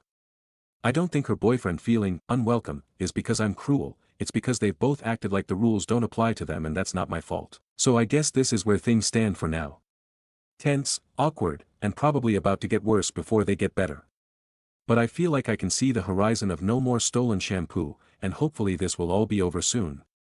Thank you for all of your comments, they mean a lot to me, smiley face. Update 4. Hi again everyone.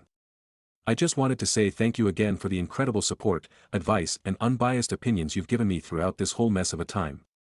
I've read every single comment on my last few posts and it's been genuinely eye-opening in a beautiful way to realize how many people have been able to offer advice when my head was spinning. So, it's been tense but quiet since my last post.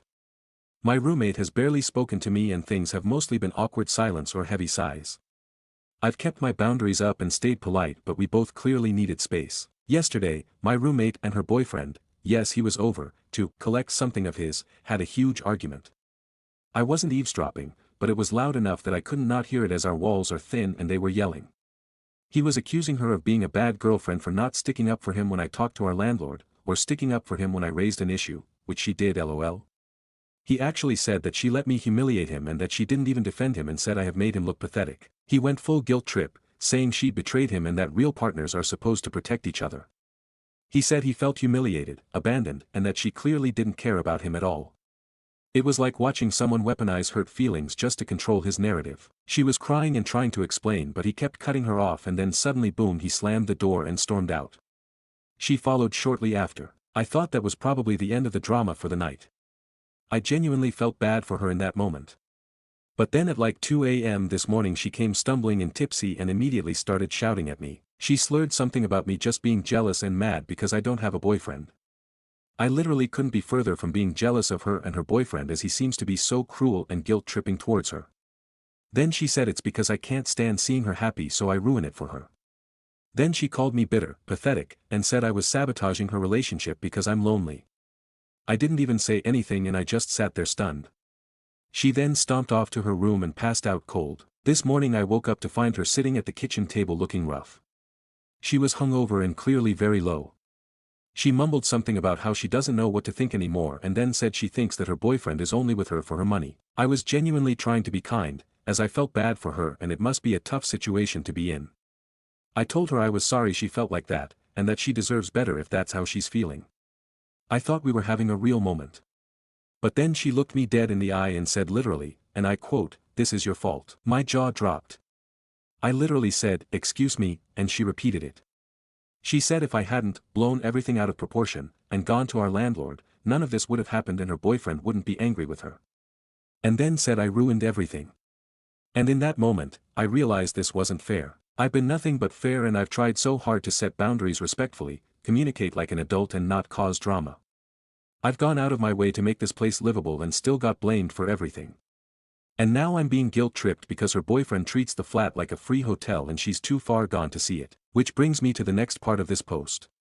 Our lease is up for renewal on August 1st. Our landlord emailed us both yesterday with a standard renewal reminder and asked us to let him know by July 1st if we're planning to stay, so he has time to prep the paperwork or start listing the flat. I've thought long and hard about this, and I have come to the conclusion that I don't want to live with her anymore. Even if her boyfriend disappears tomorrow, the trust and respect is gone and the ability to feel comfortable in my own home is hanging by a thread. I won't be renewing my half. Whether I find a new place alone or with someone else, I'm not staying here. I haven't told her yet because I'm not in the mood to get screamed at again, but I'll be giving proper notice soon and reaching out to our landlord to clarify the process. I'll do it properly and respectfully, but I know that I will no longer live here. I've mentally committed, and this weekend I'm going to start the flat/house share search. I'm equal parts nervous and excited. Nervous because I'm in a very good location right now and the rent isn't cheap but reasonable for what it is. I know I might not get quite as lucky again, especially solo, but I'd rather pay a little more than keep sacrificing my sanity, lol. I'm still sad that it came to this because this flat could have been a dream, but I know I'm making the right decision. I deserve a space that feels like mine, or at least one I'm not constantly being pushed out of emotionally. So yeah, wish me luck. And if anyone knows of a spare room in a chill flat with non-toxic housemates and boundaries that are respected, feel free to manifest it into the universe for me, hahaha. Thank you to everyone who's commented and supported me through this absolutely bonkers situation. You made me feel sane and reminded me that I deserve to feel safe, respected and comfortable in my own home. Update 5. Hi everyone. If you followed any of my previous posts, first of all thank you. You'll know it's been a tense, chaotic and honestly emotionally exhausting time dealing with my roommate and her boyfriend essentially living rent-free in my flat while I've slowly been pushed out of my own space and sanity. The messages and comments you've left me throughout have genuinely meant so much to me. A lot has happened in the last 2 weeks and I wanted to update you properly. Things have continued to be awkward. Very, very painfully awkward. Since my last post where my roommate drunkenly accused me of sabotaging her relationship and said everything was my fault, she's barely spoken a word to me.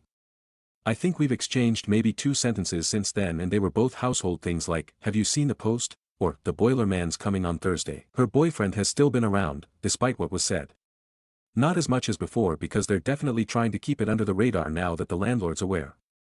She's clearly choosing to keep him in her life and that's her decision, but I can't pretend it doesn't suck to come home and feel that tension in the air every day. To be fair, he hasn't touched any of my stuff since the confrontation, probably out of shame or fear I'll report him again, but the atmosphere hasn't improved. She still looks at me like I'm the villain in her love story and I'm honestly just so tired of being cast in that role. Now here's where things improve. After I gave notice to my landlord that I wouldn't be renewing the lease, he asked if I was planning on staying in the area and I said yes. I've been flat hunting non-stop online, spare room mostly though it's a bloodbath, but nothing quite felt right. A few days after my last post, I was reading through the comments, which again, thank you for, you Redditors are wiser than most real-life advice I've had, and a few people suggested I ask the landlord if there were any other units available in the same building. I hadn't even thought of that, to be honest. I assumed everything around here was taken, but I figured I had nothing to lose by asking. So I emailed him just casually saying that before I committed to moving out of the building entirely I wanted to check if there were any other units becoming available around the same time. He replied the next day saying that one of the flats just upstairs, literally 1 floor above us, was going to be vacant from mid-July. Same layout, same rent, same everything, but slightly newer kitchen fittings and a nicer view, less bin alley and more rooftops. He even offered me a first viewing since I was a current tenant and had always paid rent on time. I was honestly stunned. Same building, same landlord, same floor plan and no drama roommate. Sign me up. I viewed the new unit last week. It's still a 2-bedroom, which works perfectly because my friend, 23F, who I've known since 6th form and who's been looking to move out of her current house share is looking to move around the same time. We had a little catch up to talk about it and realized our timelines lined up almost perfectly. She came to view it with me the second time around and loved it. We signed the lease together this past Wednesday and we officially get the keys on July 17th. Now here's the cherry on top. My current roommate isn't renewing her lease either. Apparently after all the landlord stuff happened she decided she doesn't want to stay in the building anymore. I'm guessing she doesn't want to be under the same roof as me, or the landlord who now knows about her boyfriend's extended stays. She mentioned in passing, very passive-aggressively, that she's moving somewhere with fewer rules, whatever that means. So as it stands, she's moving out, I'm moving into a new unit 1 floor up, and will no longer be flatmates. I haven't told her where I'm moving yet. I didn't lie, but I also didn't feel like I owed her explanation, you know.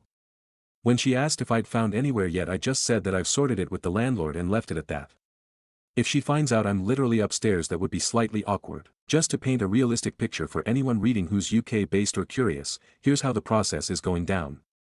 I formally gave my 30-day notice in writing to the landlord as soon as I decided not to renew.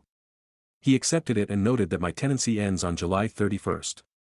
The landlord already knows me, obviously, and I've paid rent on time for over a year, so getting the new lease was smooth. No agency faff this time, which I'm so grateful for. It was just a standard credit check and ID confirmation. Because it's the same landlord and he uses a registered deposit scheme, he's allowing the deposit from this unit to be rolled over into the new flat pending an inspection of this one. So if I leave this place in good condition, I won't have to cough up another full deposit, lifesaver. We're getting the keys to the new flat on July 17th, even though this lease ends on the 31st. That gives me 2 full weeks of overlap to move gradually, clean and avoid a stress meltdown. My dad even offered to drive up with his car to help with the heavier stuff, hero. My friend's lease ends around the same time, so we'll be moving in together over the same weekend. I've already sorted my council tax and utilities with the landlord. He'll notify the local council and we just need to set up the new water/electric/internet accounts from the 17th. We'll split it 50-50 just like I always hoped I could. Honestly, I feel so thankful. Knowing I won't have to be in a flat where I'm constantly tiptoeing around a very moody roommate and her, as you say, homosexual boyfriend is such a relief. I'm very excited to decorate a new space and set new boundaries from day one. Me and my friend already talked openly about how we want to divide shared costs, groceries will be our own, cleaning rota, guests can stay but within reason, etc., and it feels normal. I could actually cry at the idea of normal, so now I'm prepping for the move. Starting to box up non-essentials, deep cleaning little bits each day, and honestly enjoying the idea of creating a new space from scratch. I've started making Pinterest boards for our new living room and my bedroom. I'll probably do a little post-move update once we're in and settled. Thank you to every single person who read, commented, DM'd or just rooted for me in the background. I owe you all a virtual hug. Stories number 14. Aita for not letting my mom into my apartment when her power went out during a heat wave. Okay, so I, 24F, am working a summer festival this weekend, meaning I work roughly 12-hour days that are very busy. My mom, 60F, texted me around 10 a.m. saying her power went out and it's really hot in the house. We are currently in the middle of a heat wave and it's roughly 90F with high humidity. I told her she doesn't have a key, I don't have the best relationship with her, and I didn't have time to give her one today. She kept begging and eventually I had to leave her on red, and I felt really guilty about it even though I'm pretty sure I was being perfectly reasonable. For full context, I included a transcript of the text convo in this post. Mom, the power is out. Can I hang out at your apartment if it doesn't come on soon? Super hot. Me, do you have a key? Also, it's pretty hot in my apartment even with the AC on, so how much better it is, lol.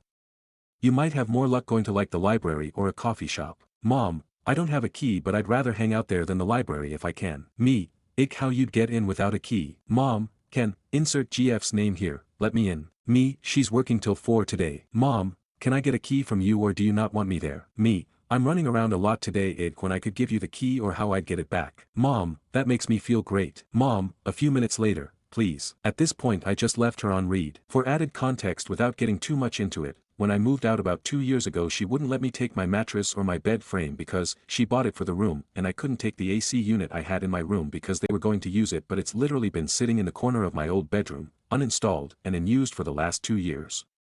I purposefully did not give her a key to my apartment because I knew otherwise she would drop in unannounced, as she never gave me personal space when I lived with her. Anyways, Aita, update 1. Hey everyone. Lots of people are asking if there's more reasons I don't have a great relationship with me mom, and the answer is yes. She refuses to acknowledge my SA and has asked me repeatedly to visit said relative with her. Additionally, I have been her therapist for as long as I can remember and have been the acting mom of the household until I moved out. Additionally, she lives with my 2 siblings, both 21, and has a BF who lives about 90 minutes away. She is fully mobile and can drive.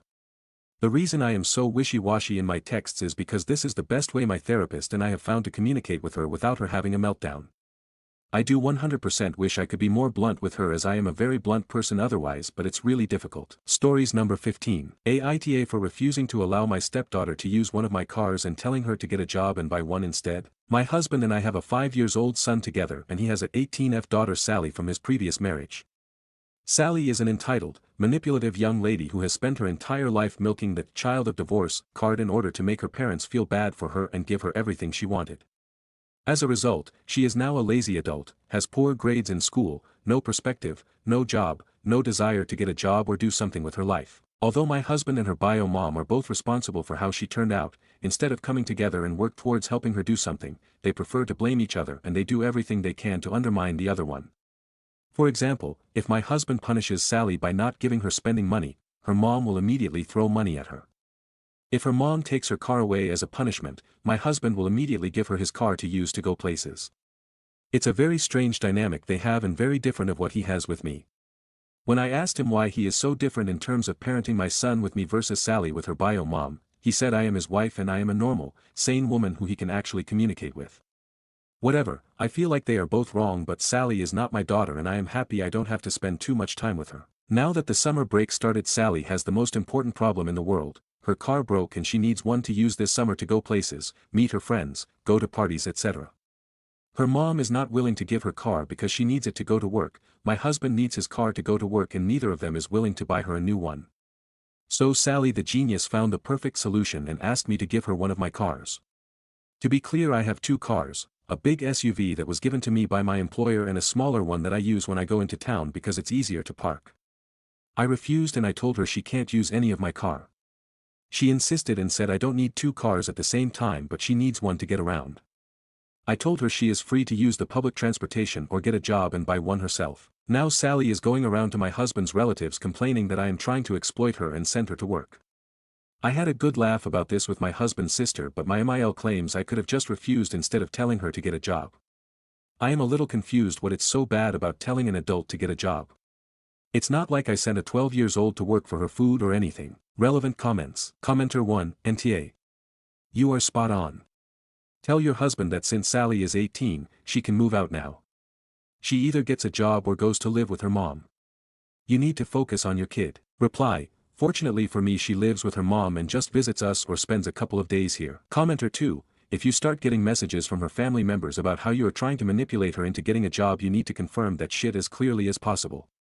You are trying to make her get a job, and will continue to do so as long as you can. You have the opportunity to erase some of the damage done by her 2 enabling parents.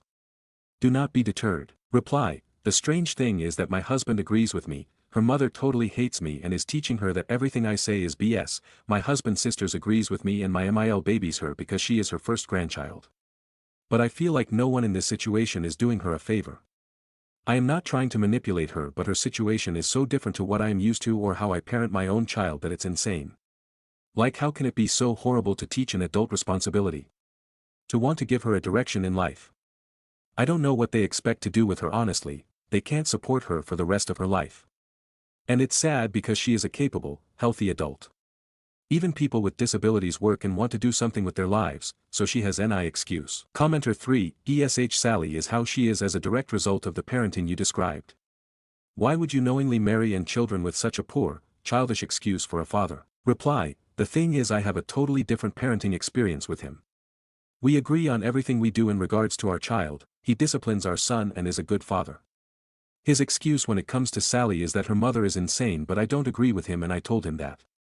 Even if the other parent is indeed insane, this is not an excuse for him to accept and tolerate poor behavior from his daughter. I guess he does not want to push her too much so that he does not lose her. OOP explains more about her work vehicle and if there are rules for it. Reply, I can use the work car for personal needs as well, not only for work-related activities. But I was handled that car by my employer and it was given to me to use, not my family members. The car is in my employer's name but I can use it all the time, even for personal use. However, it was given to me to use, not my family members, and especially not for stupid reasons like going to the movies with friends or going to parties. Commenter 4, she learned early the fine art of playing one parent against the other and now expects to be a leech. Nothing wrong with pointing out the obvious fact if she needs to get a job. Don't give in. NTA. Reply, oh, she did, even now at 18 she still does it. Like she will come to us and complain about her mother, mom does this, mom does that, mom is like this. And of course then she goes to her mother and complains about us. I guess this is part of the reason her mom hates me. I am sure that Sally goes around telling her stuff that is mostly not true. I would have expected and wanted her mom to be an adult and come talk to me if she had any doubts, but she barely talks to my husband, so. I was made aware I am not a parent, just her father's wife, and I have no say in her upbringing. Is the stepdaughter in therapy to deal with her behaviors towards her parents and OOP? Reply: she refuses therapy and her mother exploded when it was mentioned in the past. For her and her mother only insane people get therapy, so what can we do? We can't force her. Also, I understand what you are saying, but the truth is she is manipulative and cares for no one except of herself. She will come to our house and talk shit about her mother.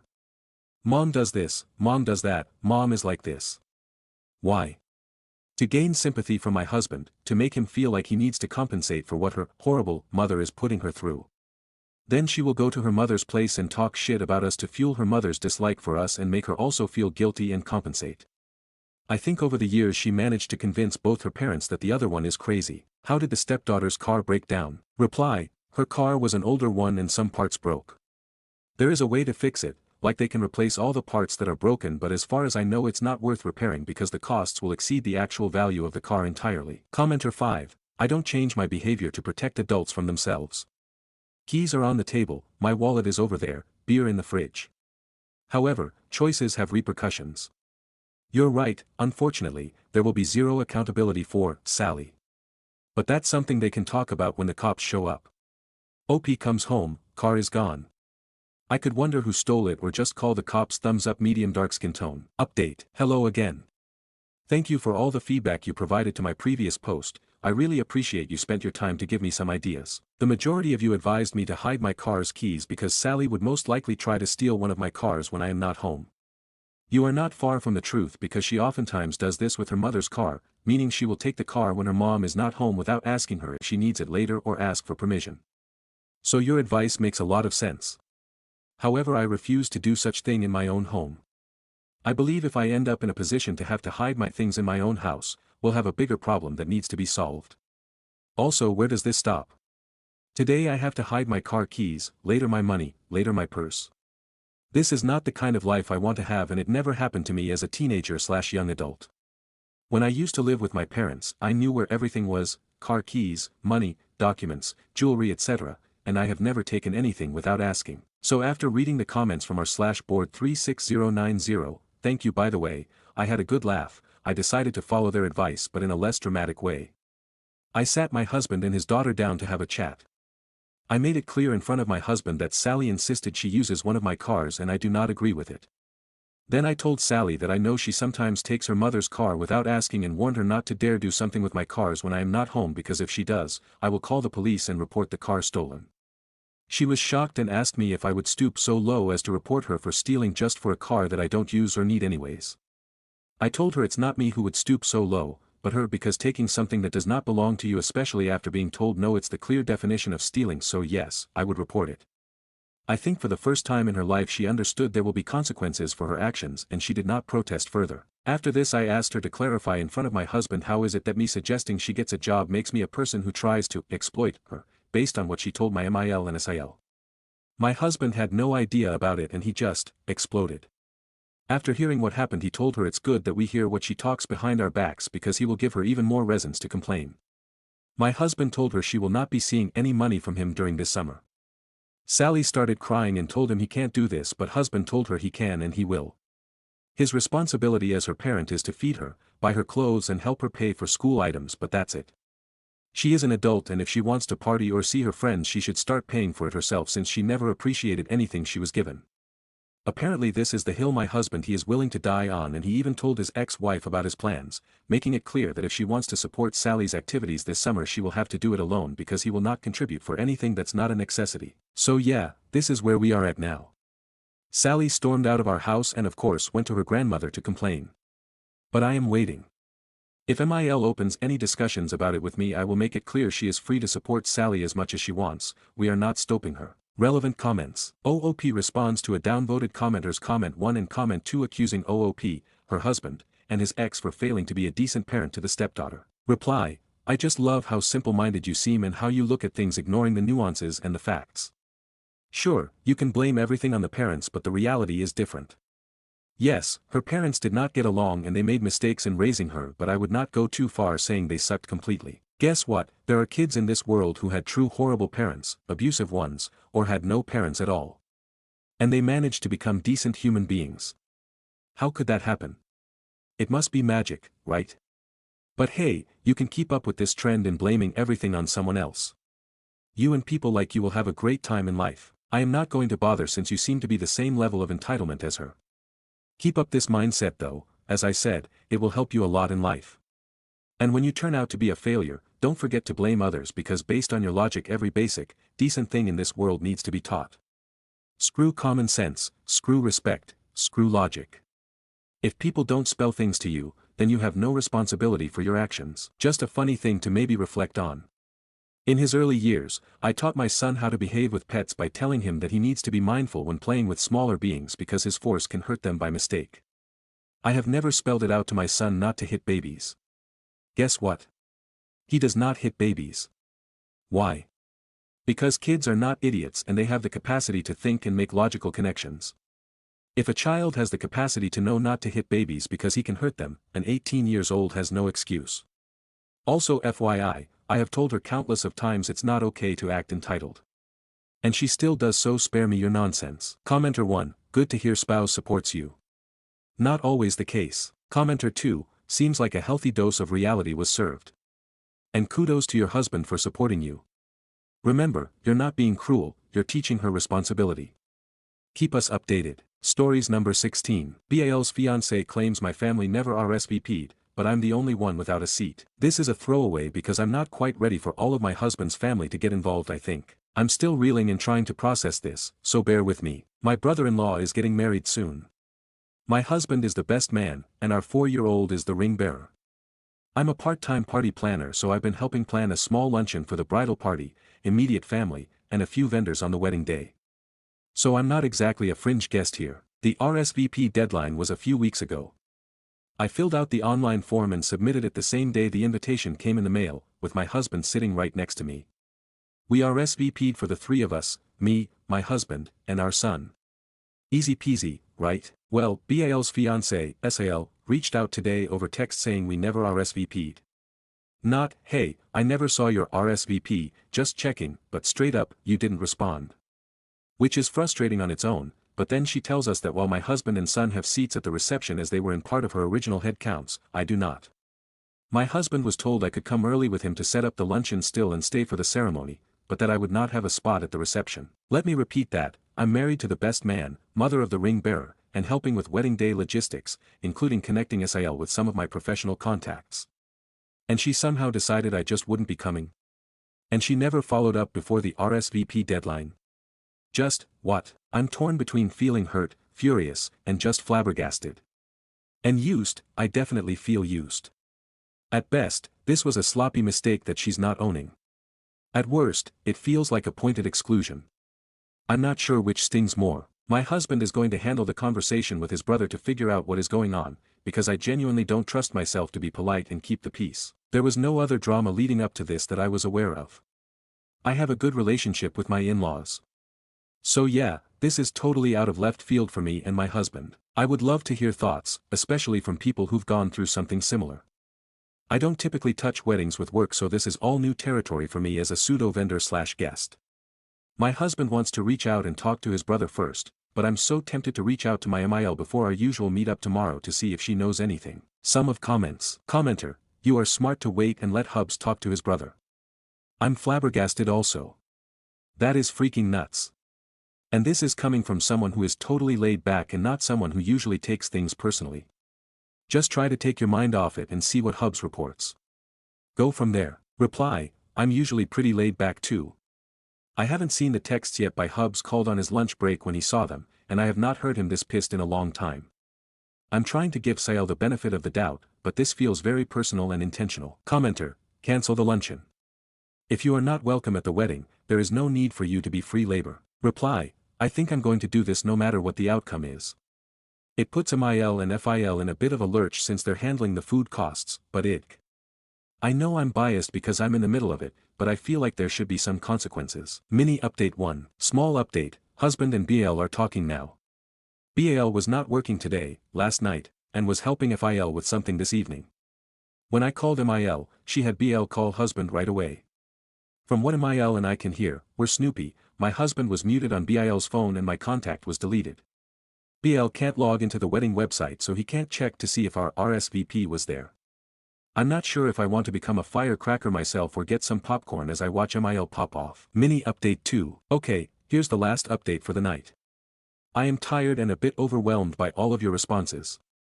I'm sorry I haven't replied to them all, but I have read most of them. Again, thank you for your advice and just general support during this really weird and upsetting time. TLDR, BL don't know and now the wedding is up in the air. He's currently staying with MIL and FIL to have some space from SIL. So, my husband finally got a hold of BL after I called MIL. No one else knew this was going on. While they were talking, BL tried logging into their wedding website to see if this was a mistake or misunderstanding, but couldn't log in. So he texted SIL to see if she changed the password and she just told him to come home instead. This set off 3. 1. BL ended the call with husband to call SIL about why she couldn't answer a simple question. 2. MIL popped off about how dare that woman exclude OP. 3. MIL and FIL popped off on BL for already living with SIL. They are very religious and traditional and don't believe that a couple should live together before marriage. Husband and I sympathize with BL. BAL and SIL argued over the phone. Apparently she started claiming that it was an unfortunate glitch and it was too late to add another seat now. Then it was that we never jived and would it really be so bad if I went home early? Plus I could take our son home with me because he would be tired by then, at 5 p.m. This woman does not know kids ISTG. Then it was I've always been mean and excluding her from things, even though she's never invited me to any of the girly fun wedding events. At this point my husband and I are glued to my phone as we're hearing yelling from all 4 of them until SIL hangs up. BIL is spending the night at his parents' and is unsure about the wedding now. He plans on going home tomorrow with husband going with for moral support. I'll be going with hubby to my in-laws to hang out until we hear back about the situation at the battlefront. Some more of comments. OOP adds, I initially wasn't invited to the bridal shower. Then her mom brought it up at Easter dinner and that's when I was awkwardly invited. I guess her vibe always felt off to me. She doesn't like my hobbies, specifically TTRPGs and video games. They're hobbies I have in common with MIL, and SIL stopped bashing them as much when she found out MIL also partakes in quests across Tamriel and the Forgotten Realm. Mini update 3. Sorry, one more teeny 1 AM update. Husband is asleep, I should be too but still reeling and pissed. I thought to take a screen cap of the message she sent hubby for future proof, and it's gone. She used Facebook Messenger to text my husband and it says her texts are deleted. Dare I say, AARGH. Update post. Title, Update. BL's fiancé claims my family never RSVP'd, but I'm the only one without a seat. Or OP can't sleep after word vomiting this in her journal, so why not post the update? So, hi. To preface, I did not expect my post to blow up the way it did. Several commenters mentioned it just popped up in their recommended and, holy geez it got way bigger than I could have ever imagined. So, thank you. I think. It's super overwhelming on top of the real-life soap opera I'm living through this weekend. Just to clarify something from the original post, I did not plan everything for the wedding. I offered to bring food for a small luncheon between photos, 10 a.m., and the ceremony, 4 p.m., as dinner wasn't planned until 6 p.m. It was going to be a long day at a farm in the middle of nowhere. I offered to do it to be nice but also to make sure no one, specifically a certain 4-year-old, would be hangry for the ceremony. SIL also only used one of my vendor contacts, so with things going south my professional reputation shouldn't really be impacted. Update, turns out, that no seat for OP issue was the problem that broke BIL's relationship. And we're a bit upset BIL didn't talk to anyone about this until it blew up. Behind the scenes, BIL and SIL were having arguments about their future together. Most of these arguments centered around having kids. Early on, SIL gave the impression that she wanted children someday. But as they got more serious, she started backtracking. A few months ago BL realized that it's very likely SIL never wanted kids, but felt too invested in the relationship to leave. But BAL always imagined having a large family so this really shook him. On top of that, SIL apparently had jealousy and insecurity issues. Per BAL, I've been her latest target, which started when I turned down going to Alimony/Petty with her. Why did I turn her down? Husband and son had rotavirus. Apparently I was icing her out by not wanting to spread gastrointestinal doom. Can anyone please explain this logic to us? Lastly, SIL was apparently already floating the idea of disinviting our son from the reception because he would have been the only small child there. BL shut that down immediately, and MIL/FIL kept that knowledge from us to spare our feelings. Ergo, our lost RSVP was not a software glitch. Nor was it an oversight, but a rather stupidly calculated move. SIL was apparently hoping one of two things would happen. Either I would make a scene about being disinvited and be seen as the problem. Or we would quietly accept our fate and she would not have to deal with two undesirables at her reception. With all of this in mind, I can't figure out why she would have messaged my husband instead of me. Was she trying to cause more family drama? Again, the logic is not logic king. BIL was already feeling some uncertainty because of the shifting kids/no kids conversation. But the deliberate seeding stunt gave him the last push and clarity he needed. BL told my husband it was a level of manipulation and cruelty that he could not overlook. So he ended things and asked for the ring back. No wedding, no reception. Just a super messy, emotionally heavy, and expensive breakup. And I feel so bad for BL. He's going through so much heartache right now, but he deserves better in a partner. Hopefully SAL can find a family dynamic that doesn't feel like a never-ending battlefield. That's all for now. I'm still tired. I'm still flabbergasted. But I'm also relieved this wedding arc is coming to an end. Some of OOP's comments. Commenter, your non-sil is an idiot. Reply, you'll hear no arguments from us. Commenter, aw pool BL. Expensive heartache but glad he is out before an expensive divorce. He will find somebody for him. Take some rest y'all. Reply, I know he will find someone that will be perfect for him. I'm still annoyed with him though. He was lamenting being old and alone at dinner, and I was like, honey, you're the baby of the family. Have some more fries and shut up. Commenter, a couple of things. The trash is taking itself out. My heart goes out to your BL, but I reckon with the full support of your incredible family, future him is going to look back on all of this and be so proud of how he handled it as well as every member of your family. That's a huge acknowledgement of how solid y'all are. Have your BL get ahead of all the canceling. Help him reach out to guests, on both sides, and offer to bake cookies or something and deliver them to local guests maybe as a gesture of good faith. Everyone will remember that kindness. We're all so proud of you. Many of us would have gone scorched earth but cooler heads prevailed. Take a break, babes. Y'all deserve it. Reply, your number 2 point is a great idea, thank you. MIL bakes when she's trying to not be upset, so their household is overflowing with baked treats right now. I'll ask BL if this is something he wants to do tomorrow, and go from there. Commenter, how long were they together? Reply, under 2 years. The wedding day was their dating anniversary. Commenter, her poorly executed treachery turns out to be a blessing in disguise for BL. Had she not hatched this ill-fated plot and sabotaged the phone, ECT, he would have married to this monster. Her cover-up, ironically, was the evidence of the truth. On another note, this is really unusual and why the post got so much attention. We see mostly obnoxious conduct, but this scenario is unique. She really outdid almost every shitty bridezilla. How did the conversation with your husband and him go? There was obviously some admissions. Did you get a sense of the tone of the talk? Reply, I was wondering why my little vent and need for advice is trending grinning face with sweat besides Sale's poorly done power trip. I didn't think this was an unusual situation. I don't know all of the details of the convo my husband had with BL. From my understanding, on the drive to the apartment my husband asked, hey, what's your game plan because this is full on crazy and not okay, and BL opened up to him about everything that was going on. How XSAL reacted. Per BL, there was a lot of begging and crying. There was also anger and accusations that he was cheating with me, EWW, followed by professions of love and offers to go to therapy. She also kept taking the items he was packing up out of his bags until he called my husband to come in and be another set of eyes. Stories number 17. AITA for skipping a family party because I didn't want to see my half-sister or her dad who hate me for being an affair baby. 17F, have a half-sister, 19F. I always knew she had a dad and I didn't, but when we were 5 and 7 she started telling me she wished I had never been born and she hated me and her dad hated me because I was an affair baby. Our mom thought we were close and she hoped being close in age meant that stuff would never be an issue. But my half-sister heard about it from her dad when it was his parenting time. He told her to make sure I never used anything he bought for her. She told me about that.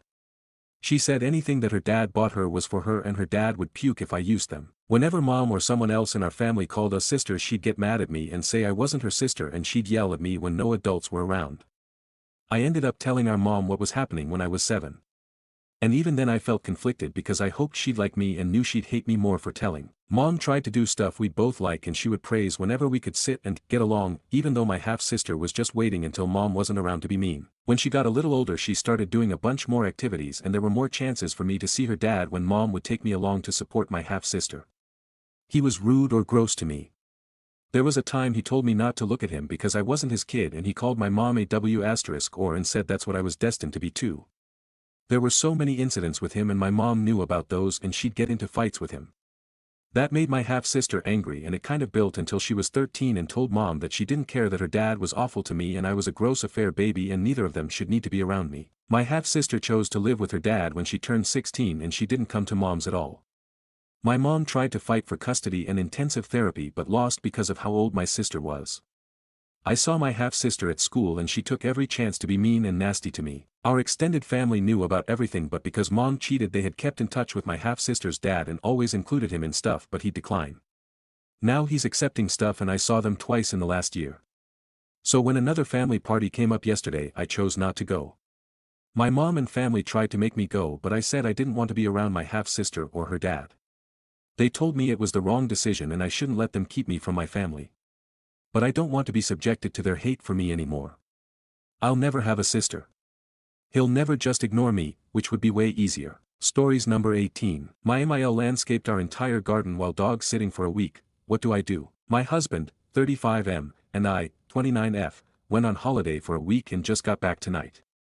My in-laws stayed at our house and looked after our dog for us while we were away. We got back tonight to find that MIL has completely changed our garden without our consent while we've been gone. We have a smallish paved garden with some raised flower beds, a couple of trees and some nice flowers and bushes. Most were left by previous owners and we've cared for them the best we can, weeded, laid wood chip and kept the garden tidy. While we've been away, an entire tree on the right-hand side has been removed and is now just a stump, with new shrubs and flowers planted in its place.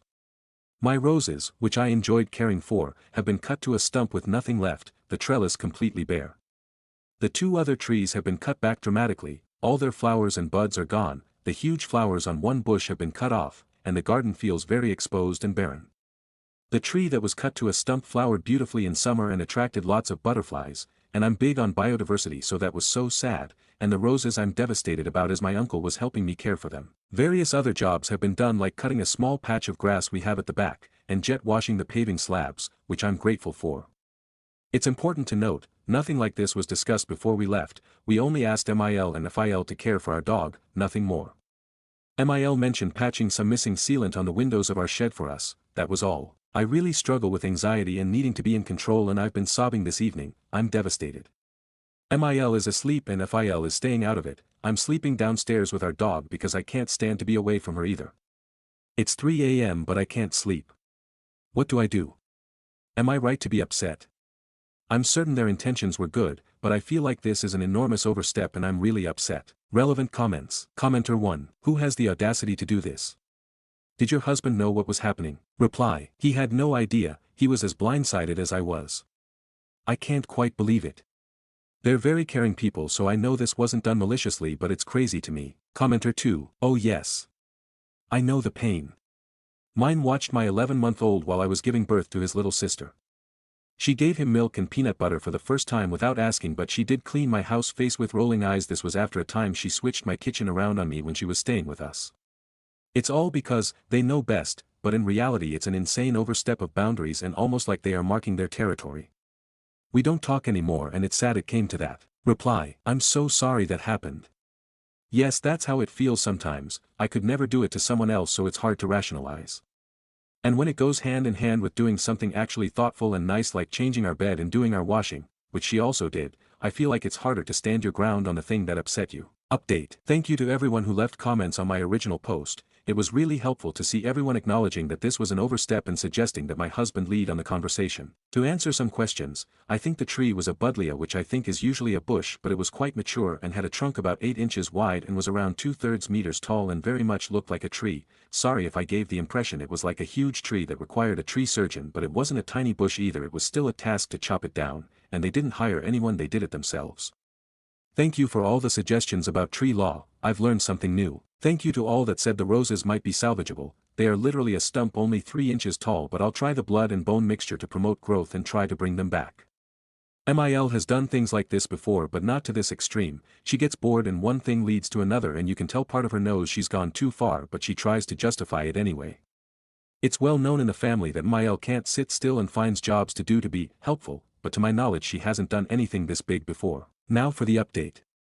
In the morning my husband spoke to Mil alone and laid out how this was really inappropriate for her to make changes to our garden without permission or even notification. He said she offered some explanations as to why she did it, but did acknowledge it wasn't right to go ahead and cut down trees without asking. He posed the question many of you suggested of how would she feel if we looked after her home and repainted a room, or chopped a tree down in her garden, or removed a fence. I think that made her realize. He asked her to speak to me directly and apologize, as I said to him I needed an apology and for her to acknowledge that what she did was wrong. Later Mil spoke to me privately and said she was sorry I was so upset by the garden, and I said thank you. Her explanation for the tree is that she was doing some pruning, didn't ask her to but anyway, and when she trimmed the branches they were black inside. They went to a garden center and got advice and were told it was this kind of bug infestation. Mil is adamant she was being bitten by whatever bug it is as well. I don't know, the tree was green and healthy looking to me. Anyway, at no point did they speak to us despite going to all this trouble, then they decided to just chop it down since it was infested. She did at least say the words, I know we should have called you or asked. Then I said, and the roses? I loved those and my uncle was helping me keep them going, and she said the dog had been chewing on them. Bear in mind these are in a raised bed she'd have to jump up at to get to, and apparently she yelped and hurt herself on the thorns. So obviously the logical conclusion isn't to keep an eye on the puppy, a 4-month-old lab, but to chop down the flowering roses. That was the end of that discussion, but later in the day she and Fil went to a garden center to try to replace both the buddleia and the roses but couldn't find the right kind. They have said that if we find the plants we want they will buy them for us so we can replace them. Things are civil again. I'm still hurt and I hate how my garden looks, especially since other trees and flowering bushes were cut so far back all the color is gone. It feels very exposed and like a new build/showroom garden before any character is added, but I can't make the plants regrow and replanting the tree would mean removing the stump they left, so I CBA. Personally I will never allow Mil and Fil to be alone in my house again, and they will not be asked to look after our dog unless it's at their own home. I do have a generally good relationship with both Mil and Fil and they are generous and kind people, but this lack of respecting boundaries has been an ongoing issue especially since we got our house, which they did a huge amount of work on with us and for which I'm extremely grateful. I do however feel like this contributes to how they view the house and garden as a project and not as our home, despite the fact we have lived in the finished house for 2 years now, and might be why they thought it was no big deal to go around messing with our garden. My husband has been on my side throughout this and took us all, me, him and the dog, out for a Sunday roast today to cheer us up. He's upset with his parents as well and has done his best to make me feel better and validate my feelings. He's the best. Relevant comments. Commenter 1. I feel like she needs to find the roses that you had, and a sapling of the tree and buy them for you. There's no reason it should be on you and your husband to hunt down your roses and send them to her to buy. It's her fault, she should be the one doing the searching. Commenter 2, right? Like my response to OP that I ended up deleting was really harsh towards her cause I'm like, girl, you're still letting them walk all over you. Face with tears of joy she accepted the Mil's non-apology and let that woman lie in her face about the plants being diseased, and she's letting them get away with not doing anything to really compensate for their behavior because she's still gonna do all of the damn work. Like, I don't think her boundaries are gonna hold for too long when this is what she's willing to accept. Reply. TBF, I get you, I probably do sound like a doormat. I just value my peace and I'd rather quietly resolve to never leave them alone in my home again than to have a big drawn-out argument that other family members hear about, etc. The acknowledgement that she should have called us was more than I thought we'd get, TBH. It'll do for now, but it was a wake-up call for sure. Responds to a long comment if her Mil has ADHD. Thank you for your insightful comment. I'm sorry to hear your journey was a complicated one. Everyone in the family is certain Mil has undiagnosed ADHD and we have raised it to her multiple times, sincerely and sometimes jokingly, but she won't entertain it. She has a fairly old-fashioned view on mental health and neurodivergence, so I don't think she will ever recognize it in herself. This is why I say I don't think she is acting maliciously, just without understanding or recognition for how it might affect others. I'm not a professional, so I don't feel right giving her an armchair diagnosis in a Reddit post, which is why I tried to explain it as she can't sit still, but yes, it's most likely ADHD. Both my husband and I suspect we may be neurodivergent as well, and I have been professionally assessed for autism but not diagnosed, so I do appreciate the mental whiplash that realization can bring. I hope you're doing well now. smiley face. Stories number 19. Aita for not letting the woman adopting my baby hold her first. About 9 months ago, I, 22F, accidentally became pregnant with my, 21M, boyfriend's child. Neither of us were in a position to be raising a child, but a cousin of my boyfriend, who we'll call F, is having trouble conceiving. She and her husband, 34F and 35M, have been trying for a baby for 5 years, and she's had multiple incredibly traumatic miscarriages in the process. Recently, F has come to terms with the fact that she's unable to have kids, as just confirmed by her doctor. When she heard of my pregnancy, her and her husband approached me and my boyfriend with an offer. F wants a baby that's biologically related to her, but she's unable to have children. But because she's related to my boyfriend, my baby will also be related to her. She said that if I carry this child to term and let her adopt it, she'll help pay for me and my boyfriend's college tuitions. Me and my boyfriend discussed it, and we eventually came to an agreement. With the help of a lawyer, we drew up a contract, allowing her to adopt the baby in turn for her giving us a sum of money enough to pay for the tuition of our chosen colleges. The next 9 months were surprisingly easy. F and her husband helped financially support us throughout the pregnancy, and my boyfriend was incredibly supportive too. When the due date eventually came, everything went as planned. I went to the hospital, got an epidural, and hours later the baby was out. A perfectly healthy baby girl. Both F and my boyfriend were present in the delivery room. The issue came after the birth. Immediately after giving birth, the nurse, who did not know about the agreement, handed the baby to me for skin to skin. I didn't ask them to. F immediately starting freaking out, screaming how she was supposed to be the first one to hold Ophelia, the fake name I'll be using for the baby. She was yelling that those first moments of bonding were so important for creating attachment to the mother, that I was taking that from her, that the baby was going to hate her now because of it, etc., etc. Because of all her screaming, Ophelia started crying even louder and my boyfriend started yelling at F to be quiet, because she was scaring me and the baby. F eventually calmed down but spent the next 30 minutes sobbing.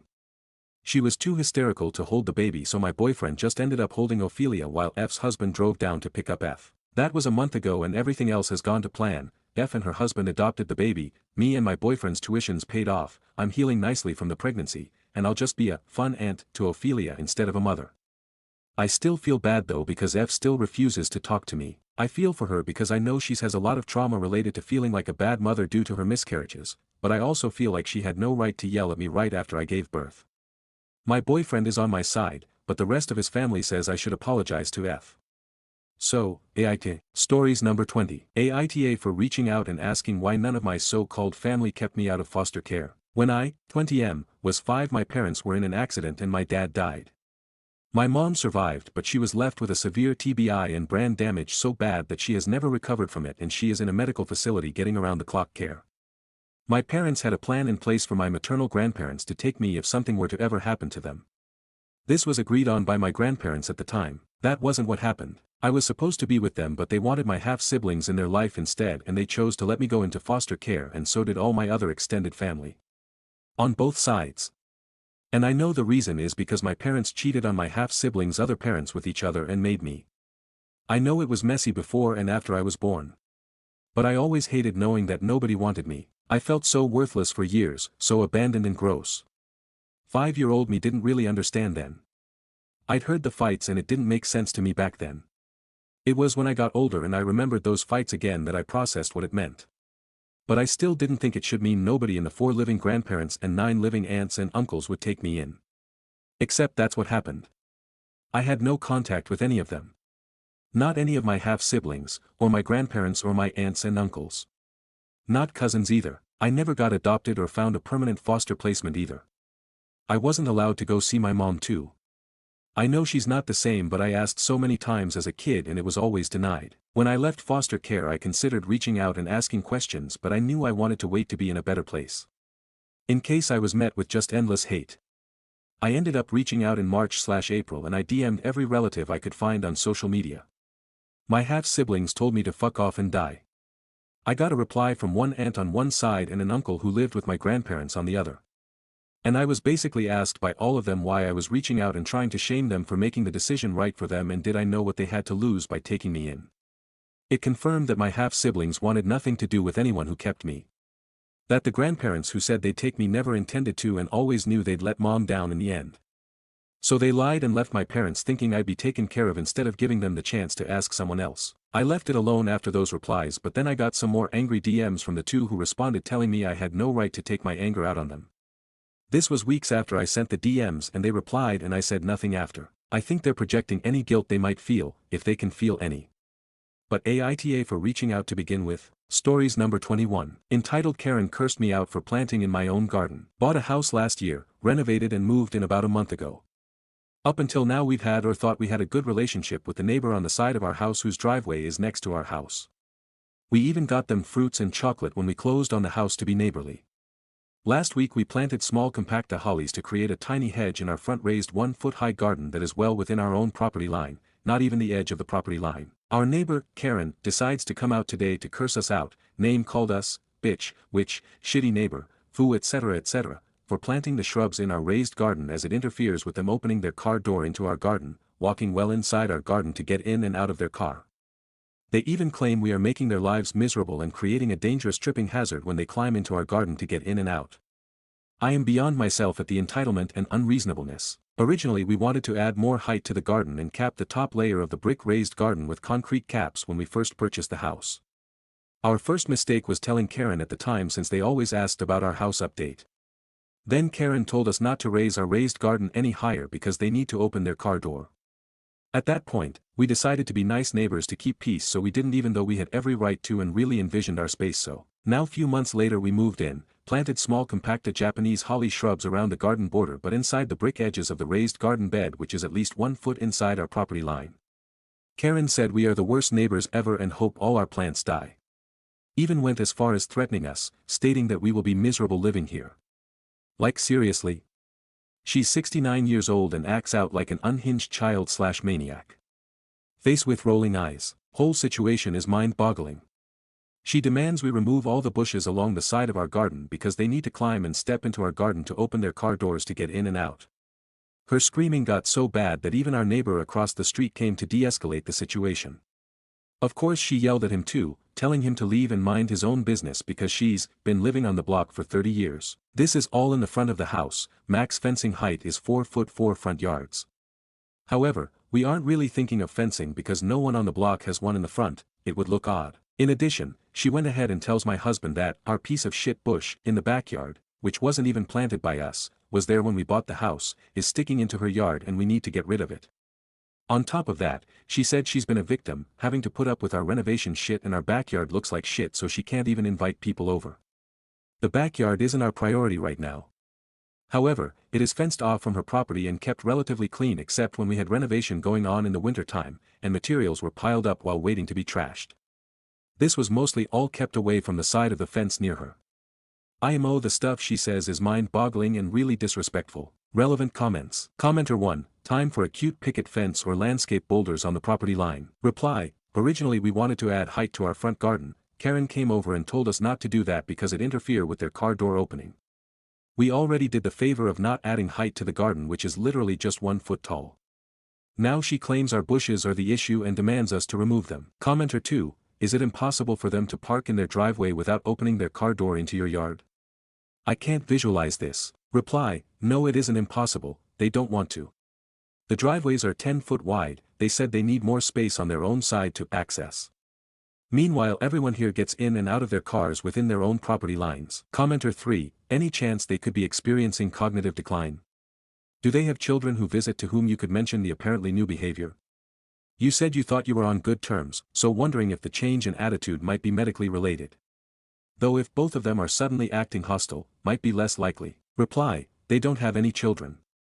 They were probably just nice at face value but in reality, fake. We just moved in so don't really know them all too well besides gifting them a gift basket when we closed on the house. We always try to respect their property even when we had contractors over, making sure their side didn't get dirty. Didn't know we were dealing with Karens. Commenter 4, tell them to back into their driveway. That way the driver's door opens onto their property and they can pull forward to load passengers. Reply, they do both. Our house is to the right of their driveway when you face it so the driver's side will be on our garden. They love to back in so they can park right up to literally touching our brick garden line and then climb into our garden to open their door and get in/out. Commenter 5, my suggestion, get a survey or a copy of the survey, and ascertain that their driveway isn't on your property. Reply, They are well aware of that but don't care and still demand us to remove our bushes because it's a tripping hazard for them to climb into our garden now. OOP responds on if their neighbor's driveway is overlapping onto their property line. Reply, no, their driveway isn't overlapping onto our property line, the garden. It is right next to it. In fact 2 feet 9 inches of their driveway is actually an easement between the both of us where we can maintain our house. Our garden line on the other hand is private property 100% ours. Update. Firstly, I want to thank everyone who commented and shared their stories of their NFH. I've read every single comment and appreciate all the feedbacks. Many people are commenting for us to set up cameras. We do have cameras set up, which, as I've mentioned in the comments, funny enough, after Karen cursed me out, she told my husband to go to her house because her and her husband needed to talk to him since she didn't want to speak to the witch, me, and that we have cameras outside lol. We wanted to take the high road since they are our direct neighbors. Anyways, so we sent the husband a text asking him to speak, of which we got no response. So we figured okay, fair, he seemed more reasonable in the past, so we sent a follow-up text explaining why we planted the bushes. I know we didn't need to do that. Truthfully, the hedge boxwood-like border was also part of our vision for the garden. We also told him it was never personal and apologized if that was how they took it, which caused all this misunderstanding. We offered to shift the tiny compacted Japanese hollies 1 foot further into our garden if it makes them feel better. We also mentioned that we are always open to civil, respectful and constructive communication without resorting to name-calling. Finally, we reiterated how we still want to keep a good relationship with them as neighbors and are still open for in-person communication. Well, no response. They say no response is a response in itself, right? Honestly, I am surprisingly shocked because we've always had the impression that the husband is at least a reasonable person. I guess at this point it is what it is. Really sucks to have NFH when all we wanted is to just have a peaceful environment. Hopefully the situation resolves itself. Top comments. Commenter 1, also, screw that woman, she is so out of line. How dare she assume she can tell you what to do with your own property? They need to learn to park on their own driveway. Commenter 2, the reasonable man has to live with an unreasonable woman. The reasonable man is taking the only reasonable course of action. Stories number 22. Aita reminding guests that my wedding is about me and my now husband and not my sister-in-law's. Gender reveal. To give background, I have issues with my sister-in-law, the fiancée of my husband's brother. I honestly don't consider her anywhere near my sister at all. She is just someone who is a part of the family that I have no control over, and the girl my brother-in-law fell in love with, he can do better. In the past, she helped an emotionally abusive ex of mine spread hurtful lies about me. She never apologized or took accountability, so I limit my interactions with her during family gatherings. I don't initiate any conversations with her at all. Though, I am cordial if she does talk to me. My husband wants to address it with her himself and get her to apologize, but I don't want drama in the family. Anyway, they found out the gender of their baby and made the announcement at my wedding. Everyone was clapping and shifted the attention away from our event. I thought it was rude that the announcement was made at my wedding. I then went up the mic and reminded the guests that this is our day and it is about us, my husband and I, and not about gender reveal. It left the crowd silent and some had their jaw dropped after I did that. My husband agrees that the announcement should have not been made at our wedding, but also thinks we could have addressed it privately with them rather than me going up at the mic, and that it was a bit embarrassing that I did that. In the back of my mind, I know my actions were influenced with the fact that I already have issues with my sister-in-law and I was motivated to do what I did because of the existing issues. Would I have done what I did if someone I liked and cared about did that? Would I have done it if there were never issues with my sister-in-law and she didn't do what she did to me in the past? Probably not, to be honest. Stories number 23. I-24F tested positive for chlamydia. 25M swears he did not cheat. Did he? There are some weird circumstances to this before you all jump the gun and say yes for sure 100%. I genuinely wanted to put this in Ask Science, but it won't allow me because there are too many details that I don't feel like I can leave out. BF and I started dating a couple of years ago after a break. We were broken up for a year and back then, 2020, I got tested because I had fooled around with a couple people. Lo and behold, I had chlamydia. I don't know who I could have gotten it from. Realistically, it could have been from any 4 guys including my boyfriend. I didn't think it was because I remember the Navy made him do testing when he joined in 2018 and everything was negative. But I don't remember what they tested for, to be honest. When I found out I had it, I got treated. I got back together with my boyfriend at the very end of 2020. Before we saw each other for New Year's, I told him that he needs to get tested before we do anything intimate. He was still in the Navy at this time. He gets tested by some place that was run by the Navy. And I remember that it was a blood test. He showed me the results and it came back negative. I never looked into what specific tests were done because I just thought that it would be the whole spiel. Also, sometime into the relationship, at least 3 months, he asked me to get tested to make sure that I was negative for peace of mind because I never ended up getting checked after I was treated. I went to get tested and they told me it was negative. I feel like this part could be seen as weird, but also if I was him, I would probably ask the same thing. Recently, I started noticing a smell. I went to the doctor and they tested me and bam, I was positive for chlamydia. I got treated and I told him to get tested as well, but I just ended up telling him to forget it because there is no point. If it was negative or positive, it wouldn't tell me anything I want to know. I did try to get tested again, but my doctor refused and said it was very unlikely that it was false, and also they had no appointments until months away. My doctor said they could prescribe him medication for an extra $50, which I agreed to. We both took it and have yet to get tested to make sure the infection cleared, unfortunately. But I ended up looking up that chlamydia isn't usually tested through blood. I do remember when he told me that it was a blood test, I thought it was weird because I did a urine test, but obviously I was caught up in the beginning of our relationship and just didn't care to look more into it. He swears up and down that he didn't have sex with anyone. He was in the Navy, so yeah, it is possible. A part of me thinks yep, there's no way he didn't have sex with someone else, and another part is contemplating maybe I've had it all these years because he didn't get tested for chlamydia, or maybe the chlamydia never actually cleared up, and that's why symptoms like smell have only now shown up. I remember when I had it the first time, I had 0 symptoms. I know I can't get a definitive answer, but any advice helps. I also want to add, when I got treated for chlamydia the first time, it was months before I even saw him. Edit, my boyfriend never said that it was possible for him to never get specifically tested for it. Nor did he ever say it could be dormant. I looked up if chlamydia is detected in blood tests and if chlamydia can be undetectable. I came to that conclusion. My boyfriend never cared to look it up, I think, honestly. He never tried to give me an excuse, and his reaction was just him being sad. Update, I-24F tested positive for chlamydia. 25M swears he did not cheat. Did he? TLDR, boyfriend was in the Navy, we were both screened for STIs and were negative. I couldn't remember which tests were done, which left the possibility of maybe he never got tested for chlamydia. I did test positive for chlamydia before we were intimate. I did a treatment and I took another test and it was negative. Maybe the chlamydia never went away, or he was never screened for it, or he cheated. Did he? Okay, so I remembered that he did send me a picture of which tests he got done. I finally found it. He tested negative for chlamydia. I texted a friend of his from the Navy to maybe see if they know anything.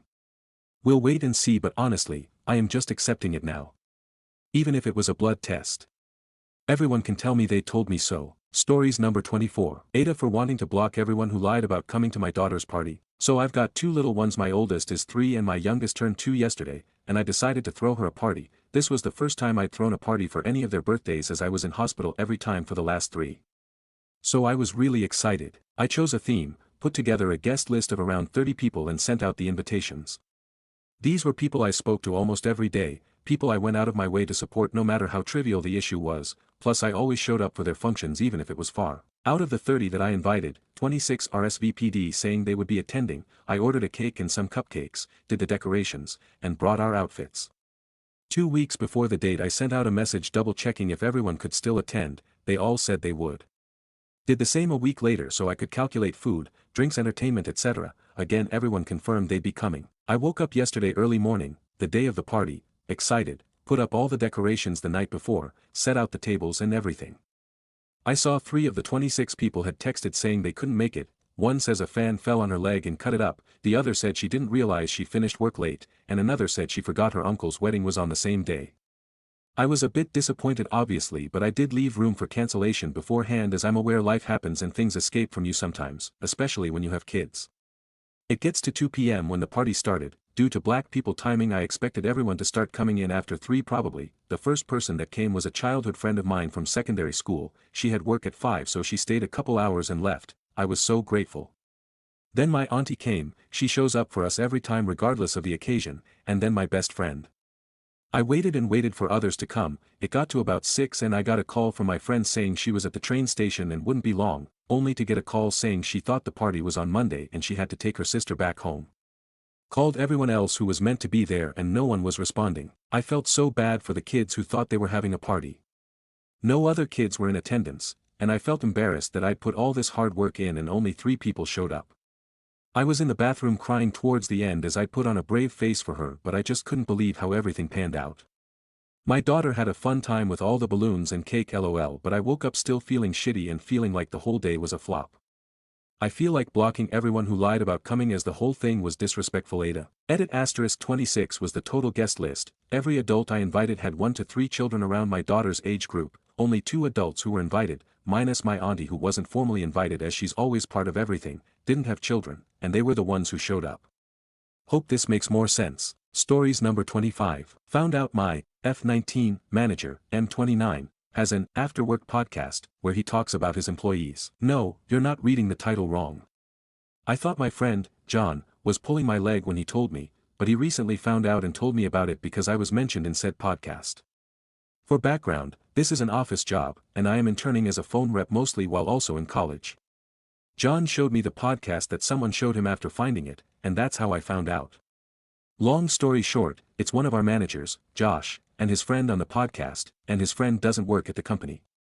He doesn't solely talk about his employees on the podcast, he also does sports/politics, but the segment where he did was about work stories related to his job, and I'll refrain from the actual title for obvious reasons. One of the clips John showed me was about a girl who went on maternity leave and the girl who replaced her temporarily, and he made jokes comparing them, using their first names, and even called her replacement **__D. However, the clip about me involved my Instagram. Long story short, I haven't used Instagram in years, and my last post was literally 4 years ago.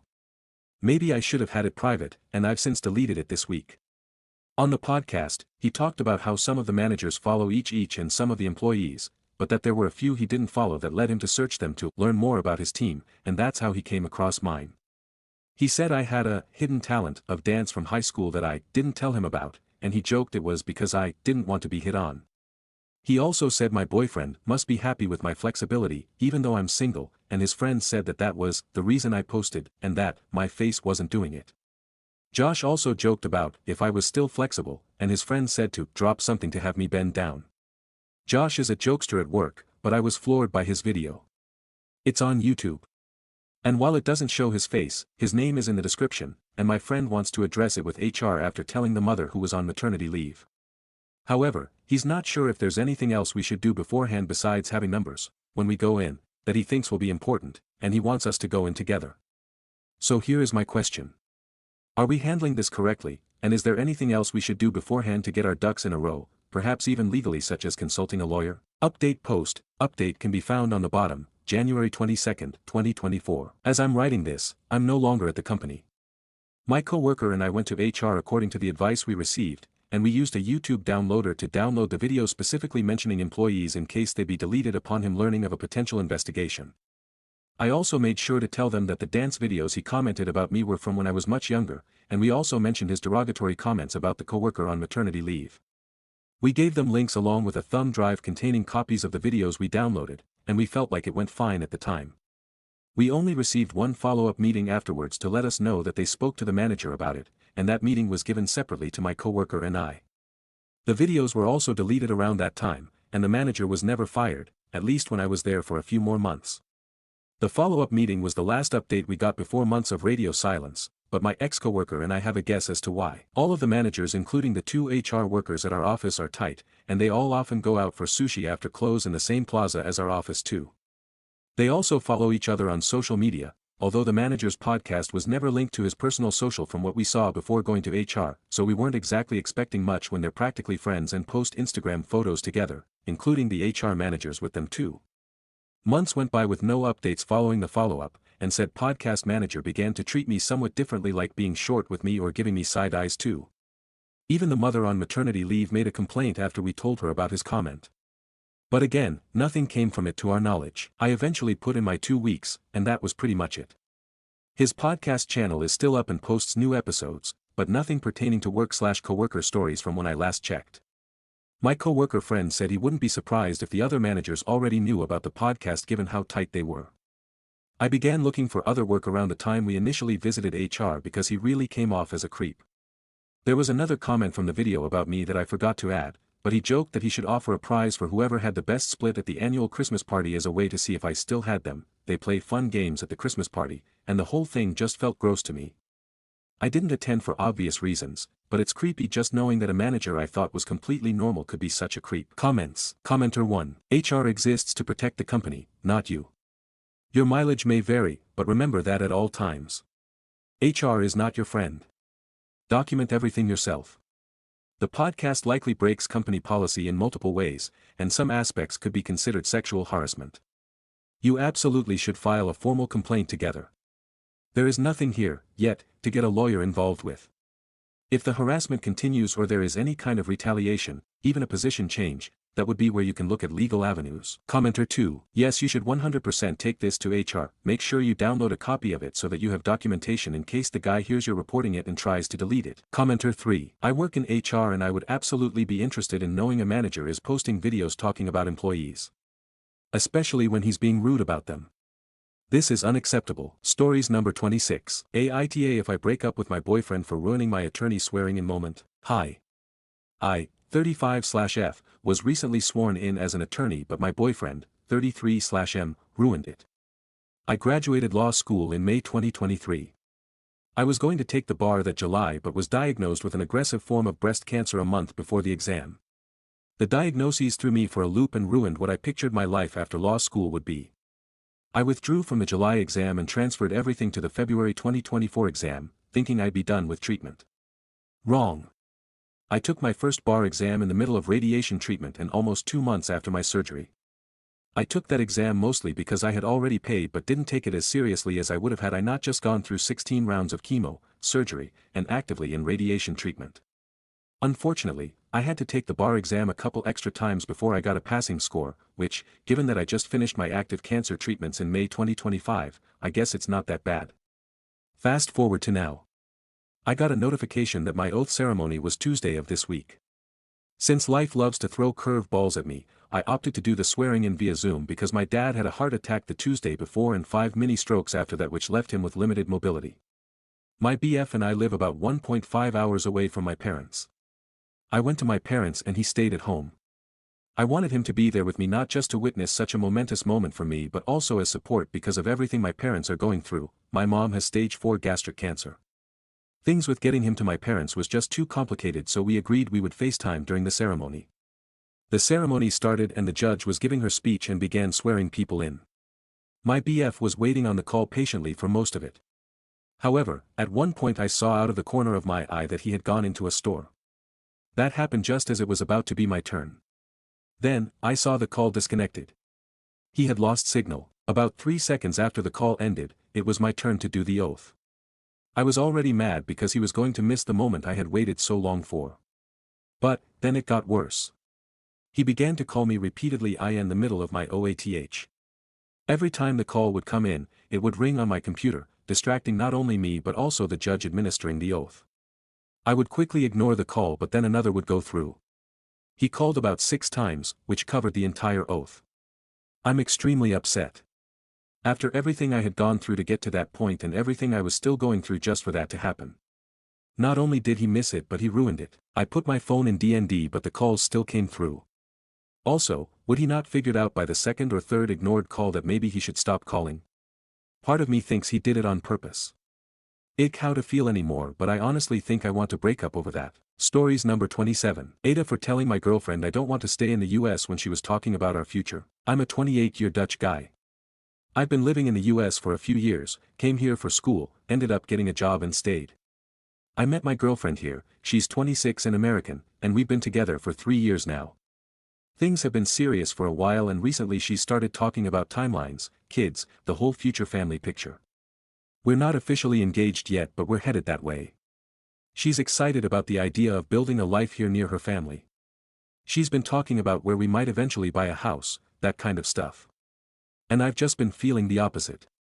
I've been missing home more than I expected. I miss my family, the culture, just the way things work back home and it's been pulling at me more and more. I didn't want this feeling to be this intense, but lately I've realized that I don't want to live in the US long term, especially not once we have kids.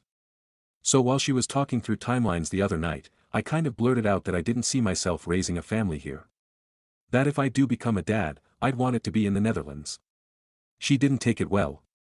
She said she felt blindsided and like I'd been hiding this from her while she was building our life in her head. I get that. She's turned down job offers in other states to stay here with me, sign a lease, and started picturing our future together with her family close by.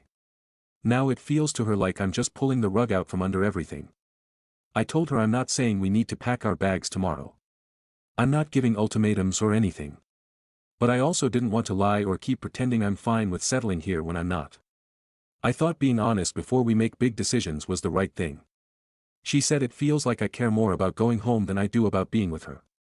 That if I really wanted a life with her I'd make it work here. And now she's not sure if she wants to keep planning a future with someone who might be halfway out the door already. I don't know. I'm not trying to leave her. I just know I don't want to raise a family here. I want my kids to grow up in a culture that feels like home. Stories number 28. Aita for asking my husband to pay off my debt. I, 30F, have been with my husband, 31M, since we were 17 and 18. We have 4 kids together, first one born when I was 18. In 2021 my husband asked me to quit my casino job to be a som because he got a promotion and needed more flexibility. He then said he would be able to pay all the household bills, which he has done since then. I had a little work from home side hustle that made about $300 to $400 a week that would almost all go to my daughter competitive cheerleading, leaving me with a little for gas and household things, but I often ran short. My husband never gives me any additional money for myself, only pays the house bills. Last September I lost my little side job and I had to ask my husband to pay off my credit cards, $1,700, as I had no income to pay them off. He reluctantly did. He makes roughly $200,000, we continued to fight over money. I have tried to get a job but he denies them all, saying they don't work with his and the kids' schedules, so I can't get a job but I have no money. During my daughter cheer season he would refuse to help me get her to her competitions, so I had to turn back on my credit card. My daughter has been cheering her whole life and we can afford it if he would loosen up. Anyways, I asked him to help me pay it down and refuses to help me, $2,500. I also would like $200 a week going forward to help me with gas money and a little money for me so I don't have to keep turning to my credit card. I understand that he does work hard for his money, but I also work really hard caring for all of our kids' needs and activities. We do have saving, which is a money from selling our first house and income taxes we have gotten for the kids, but he keeps it all in an account I have no access to. So am I the asshole for asking for a SOM allowance and help with my debts? Stories number 29. I don't want to go over to my BF's place anymore. I, 32/F, don't feel comfortable going over to my BF's, 26/M, house anymore because it's always dirty. We've been together for 4 months and I've been to his house multiple times, but the last time I went over felt like the last straw for me. He has a German Shepherd that sheds almost constantly despite his brushing. Piles of hair everywhere. Dust and mud everywhere. Flies all over last time due to the window being left open that drove me nuts. A sink full of dishes that I've been nice enough to take care of a couple times but have since realized it's no use as maintenance is nearly non-existent. I've gone over once and the downstairs was mostly clean just to go upstairs and hair still be everywhere and the bathroom trash be overflowing. I can't help but think that this will be a future issue if we ever move in together. I work hard to keep my home clean between 2 jobs and I don't understand why his place always looks the way it does. I've suggested a cleaning service to help catch him up with it, but he's never followed through with contacting them. He recently said he needed to take a weekend to clean, but I've seen him clean. He's really nice and good to me and I like him. This is just one thing that's become a big deal for me. Update, I just told him and he took it okay. He sounded taken back. I told him I didn't feel comfortable staying over there, word for word. He has started cleaning the bathroom and I told him he didn't need to tonight and that was a choice given the time. Also told him that it was okay if he decided he didn't want to clean his place as that is his home. He told me he wanted me there and that he would start cleaning. He sounded embarrassed and once again blamed his ex for his current living situation. He asked if I could help, and I told him I guess I could, but I don't have a lot of time with both jobs, and he didn't say anything in return. He's going to call back when he's done with the bathroom. I'm still not going over there unless it's all clean. Update 2, he called me back and is full send cleaning his house RN. Sending me snaps as he goes as before and afters. He said that he wasn't upset or mad before but that he is disappointed in himself and how he has let it get. He wants me to feel like I can come over this weekend, so he is cleaning the whole upstairs currently. I'm honestly so surprised. Update 3, so he cleaned the whole house. He acknowledged that he had let it go and needs to stay consistent with keeping it clean. It smells and looks so much better. Stories number 30. Aita for asking my wife to close in-home daycare. For the last 10 years, my wife has operated an in-home daycare. I am tired of it. Our living room has been converted to a classroom and so it's unavailable for my family to use 24/7. We instead use the much smaller family room and it is cramped, especially when we have guests. In addition, she converts the dining room to daycare space every workday and converts it back by the end of the day on most days. At least once a week, sometime more, she doesn't feel like it and we end up eating dinner in front of the TV so she can leave the dining room set up as daycare space. Every workday she leaves daycare stuff on our kitchen counters and she stores her kids' food in our fridge. And lots of daycare toys in our yard and on our back deck.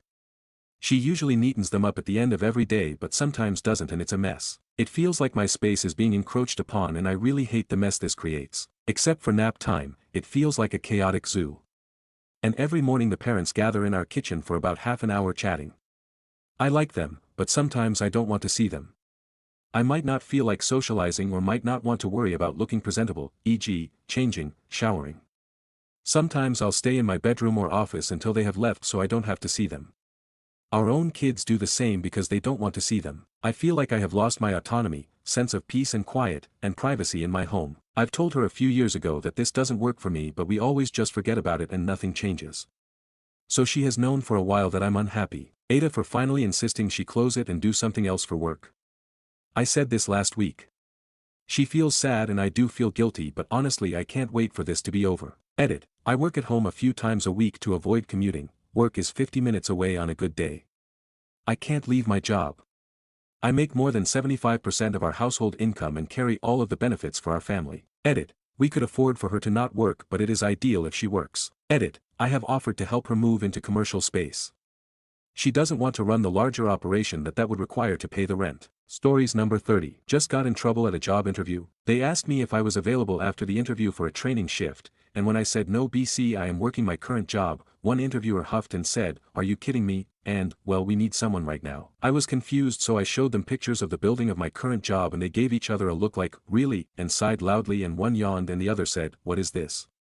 I said, "My current job." They said, "It's just a picture." I said, "Okay but it's proof I work today," and the other interviewer said, "In the future please be more professional and do not accept interviews when you can't commit." I sat there for a minute in shock and they said, "This isn't looking good for you," so I left. This happened 3 days ago.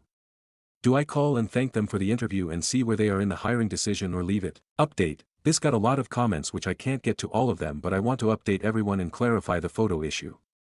I get it, looking back now it didn't make much sense but I was put on the spot and put off by their reaction to me saying I can't train, I have work. They were like, "Oh really?" in a doubtful tone so I scrambled and was like maybe if I show them a photo they get it. BC it was time stamped at a certain time to make them think, why would anyone be at this building at X time unless they worked there, but looking back on it, it probably did not come off that way. Second, I want to say thanks to the nice comments and yeah, I don't plan on working there but now I feel like I might have to say something in my thank you note, which I am drafting but believe me it's not a nice note. Not 100% sure if I am sending it but it's been nice to write some things out to give them a piece of my mind. Stories number 31. Aita for not letting my sister bring her boyfriend to my wedding. Not the a-hole. My wedding is in 3 months and my sister, 26F, has been dating Jake for 8 months.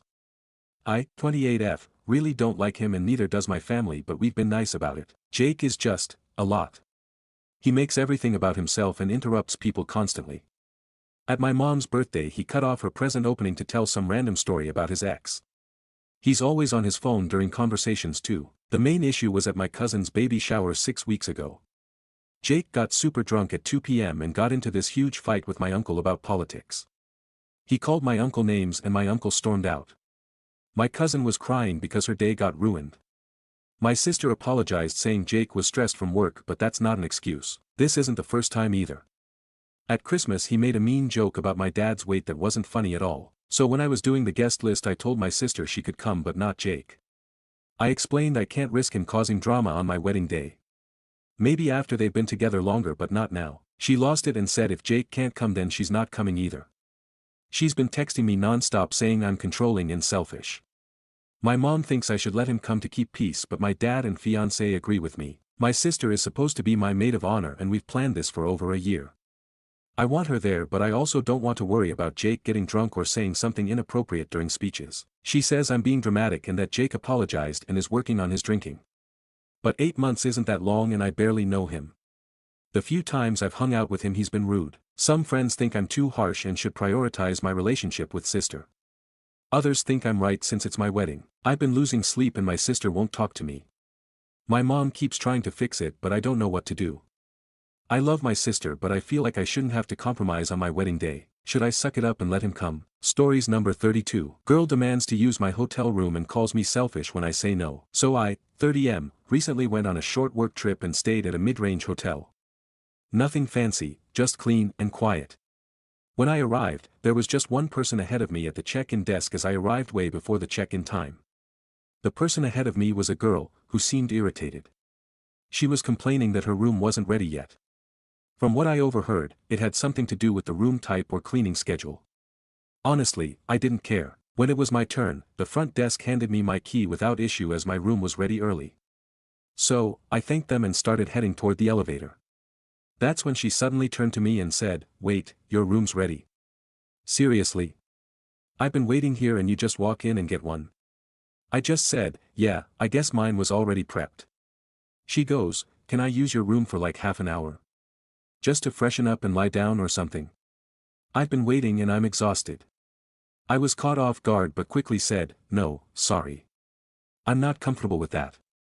She got annoyed fast. "What's the big deal? We're both staying here.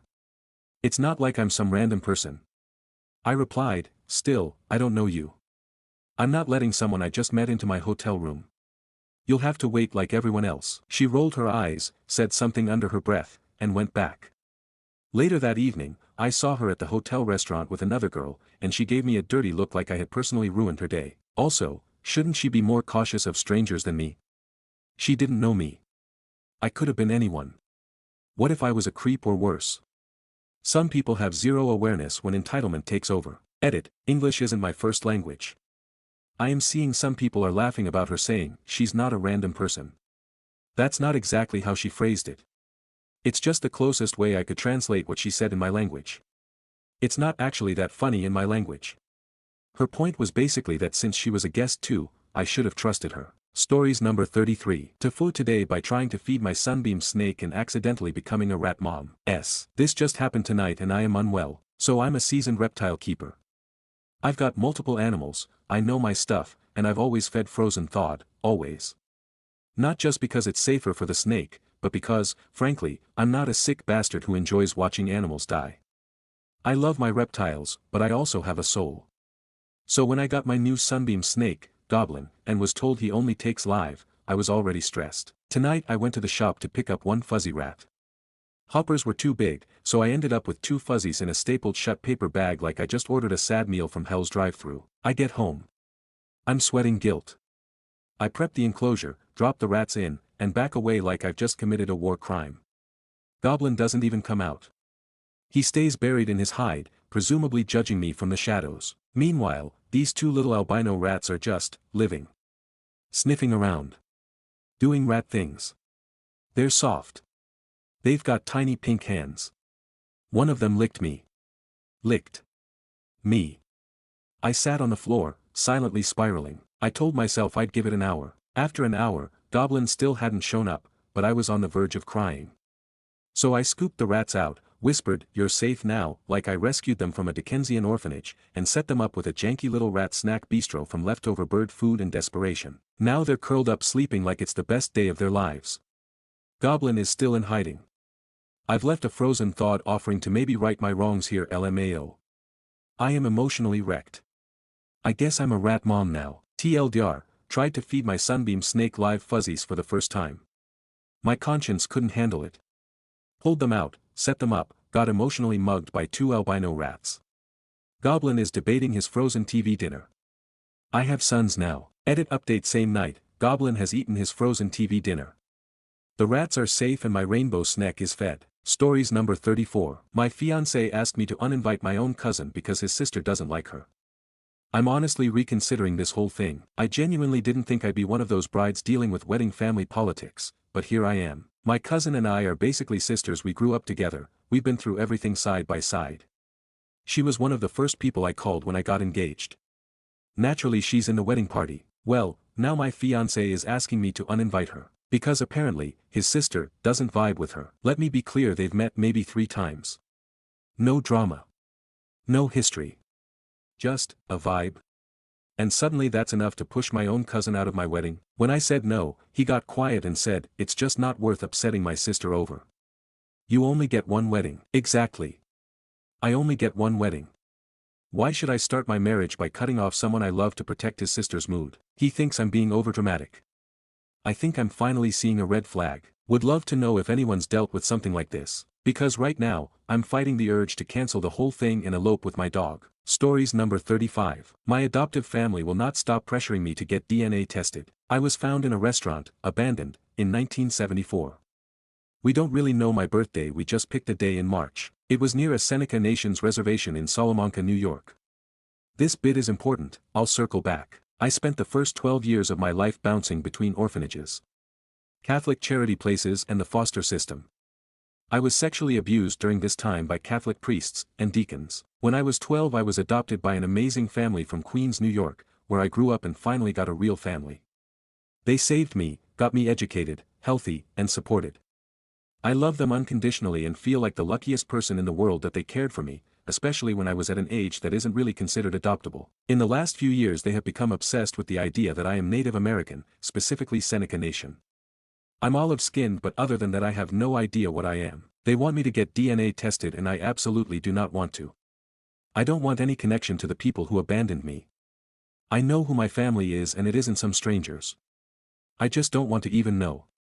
I can't explain it, it is just too much for me. They aren't being mean about it, but I'm getting close to snapping at them all. Few thanks, that felt good to write. Stories number 36. Aita 4, loading kids up on sugar, at my 6-year-old son's birthday party when the other parents just dropped them off. This past weekend, we hosted a birthday party for my son, M6. Standard setup, park location, party games, balloons, snacks, cake. We had some cookies, lollies, and drinks available, water, juice, and yes, Coke. Pretty normal stuff for a kid's party, nothing extreme. Here's the thing, most parents just dropped their kids off and left. Some didn't even say hi or check in, just handed the kid over and took off. Again, I don't mind hosting, but if you're not going to stay, I'd assume you trust what's on offer. Now a couple of those same parents are apparently complaining that we loaded their kids with sugar and gave them Coke. One mum said her kid was bouncing off the walls and that we were irresponsible. But here's what gets me, every kid who was offered Coke said they were allowed to have it. Not one mentioned any restrictions, allergies, or preferences. Meanwhile, my own son doesn't like fizzy drinks or juice, he only drinks water or milk, so it's not like I was pushing anything on him or anyone else. The food and drink were just there, help yourself style. If someone had mentioned their kid wasn't allowed soft drink, I would have absolutely respected that. But I can't read minds. And if you don't stay at the party or say anything about dietary restrictions, can you really be upset afterward? So, Aita for not micromanaging what the other kids ate and drank at a party where their own parents weren't even present. Stories number 37. Aita for reporting my team lead after she kept using me as a scapegoat and now everyone thinks I'm a snitch. I work in a tech company where our team lead has this habit of pushing blame on others when stuff goes sideways. At first, it was minor stuff, like her saying I forgot to follow up with a client when she literally told me not to because she'd handle it herself. But then it started getting serious. She'd miss deadlines, give wrong instructions, or submit half-baked reports, and somehow it always circled back to me when our boss started asking questions. She'd say things like, "Oh, I think, my name, misunderstood the timeline," or, "He probably forgot to double-check it." And since I'm newer, people kinda believed her. I tried talking to her privately, just like, "Hey, please don't throw me under the bus." She smiled and said I was being sensitive. Cool. Gaslight me harder, I guess. It all blew up last week when she completely botched a client handoff and CC'd me in a messy email chain where she basically implied it was my fault for not preparing the documentation.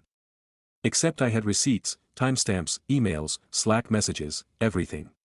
So I took it all and sent it to HR, didn't even sugarcoat it. Just laid it all out because I was done. Now Monica's being investigated and I've become office enemy number 1.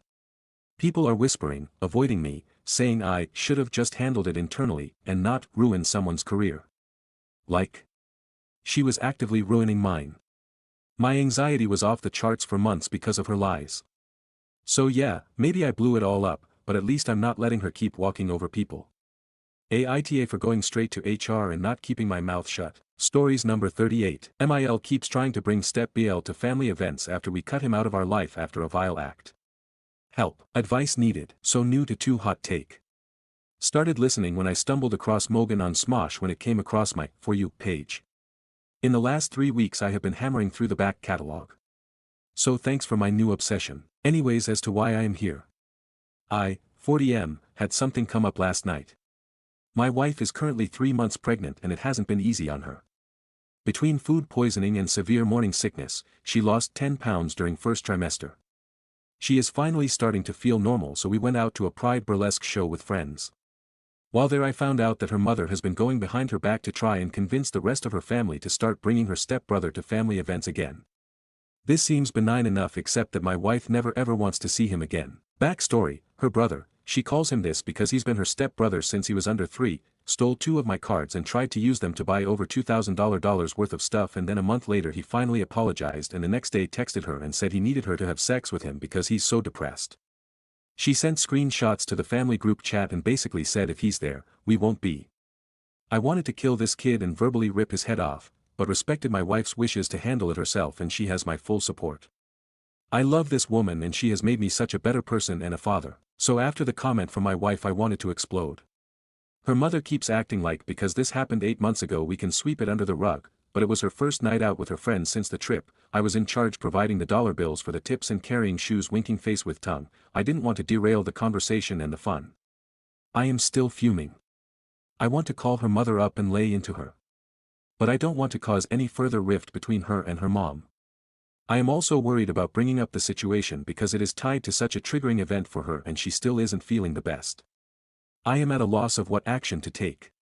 I think I am going to talk to her mom about it and about how hurt and violated the incident make her feel, and every time the mother brings up the brother around my wife, it makes her feel ill, but would I be overstepping? I just really want to do something, but I don't want to make the situation worse. Help. Edit/update. So I went to the gym and read some comments and thought more while I worked out. When I got home, I sat down and talked with my wife. Asked what she would like to do. She asked me to write up a text and let her read it before I send it.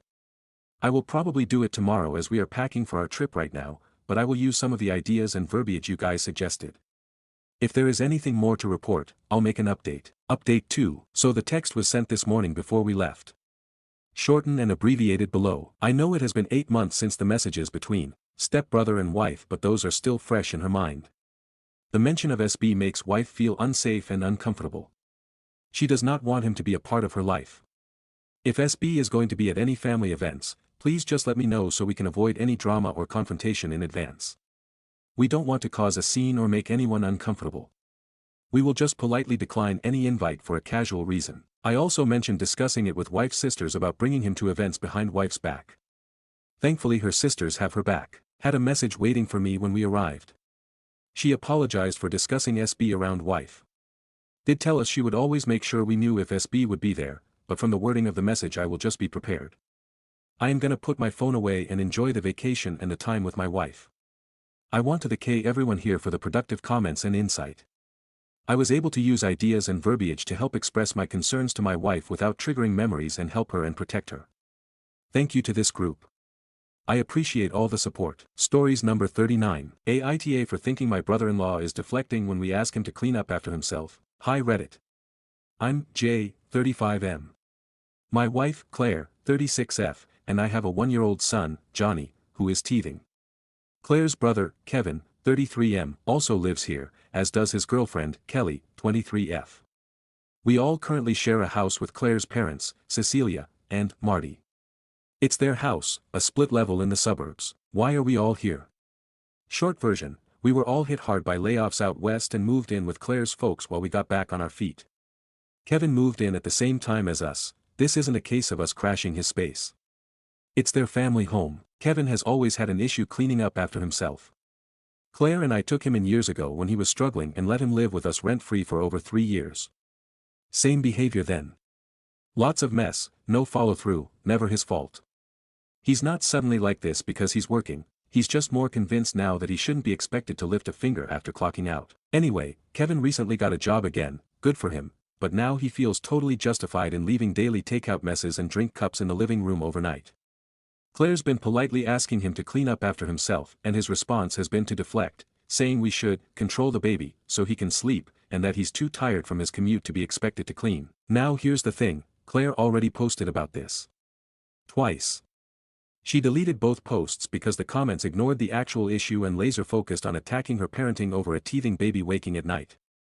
That's not what she asked about, and we're not trying to hide that she posted, we're just trying to actually get to the root question, which is Claire the asshole for repeatedly asking Kevin to clean up after himself, or is Kevin the asshole for refusing and trying to turn it into a parenting debate to avoid responsibility? I don't expect Kevin to change, he's been this way for years, but the current setup is unsustainable. We're doing everything we can to find stable work in a place of our own, and in the meantime we'd really like not to be the housekeepers and the scapegoats for this guy's messes. Happy to hear judgment, but I'm also open to real suggestions. Stories number 40. The worst way to cut costs, disabled guest edition. Crass. My little cousin, 28F, got married tonight.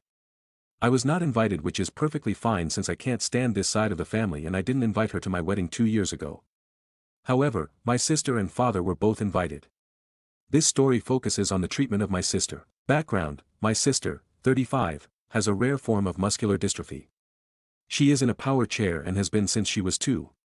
She is very obviously physically impaired, has been since birth, and can't even do simple tasks like stretch out her arms all the way.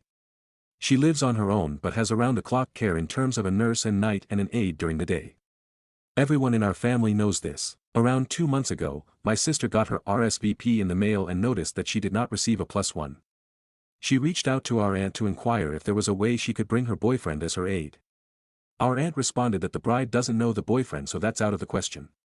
My sister understood and asked if there was a preference on who she brings. She has aides that have been with her almost since birth, so the whole family knows them. Our aunt informed her that she doesn't get a +1 at all and that our dad can take care of her. My sister told her that unfortunately that wouldn't work as our dad can't do all of her needs, i.e. bathroom. Our aunt got snippy with her and told her that she thought our dad gets paid by the state to help her.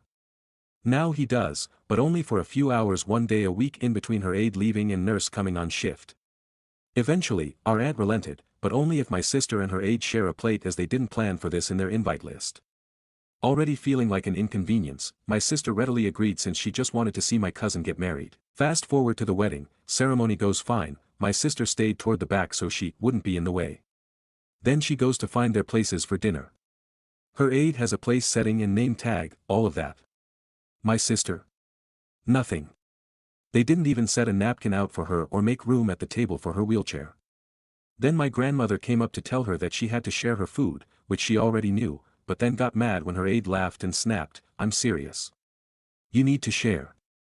Fortunately, the food was good and there was plenty, so sharing was fine. Now, this the family that would make snide comments during my childhood about my parents being divorced and us being poor and classless. They constantly flaunt how much money they have, but Penny pinched so badly for this wedding that they were unwilling to let a physically disabled person bring her required accommodation, a person she needs to even be able to eat. Needless to say, she left early and was hurt. Another way they cut costs. Ordered a cake from someone other than the caterer and apparently didn't plan on when to pick it up, because when they tried to get it and drive it to the venue themselves, the baker closed hours before and they had to call and beg them to give them the cake. It was also only 2-tiered and not enough for everyone. Mini update. My grandmother texted this to my sister last night. https://imager.com/a/hi9vv8c. Transcript. I left shortly after you after, different cousin, dragged me out in the dance floor for a few minutes. Honestly, that loud music hurts my ears and it's impossible to carry on a conversation. However, the younger crowd loved it and that's all that matters. You looked stunning. The wedding was way over budget, so Aunt, redacted, had to tighten up on a number of items, dessert being one of them. She made all of those desserts, author note, besides the cake. Flowers was another. Instead of hiring a florist for $10,000, she spent about $1,000 at Trader Joe's, and then a friend came to the house and made the arrangements, with help from others. All the signs were designed and made by her. I'm sorry about the meal situation. I'm sure when the catering contract was signed, it was assumed, Dad, would be with you. Some fun points. Our dad was apparently at a different table, so he wouldn't have been able to help her anyway. I also used to work for the catering company they used during college and know that they always have extra meals ready just in case. Additionally, my sister asked them months in advance, long before the final count was due, that she be allowed to bring an aide. Morning update. I asked my sister if anyone else reached out to her, including our dad, who has always made excuses for his family, and it's a big negative.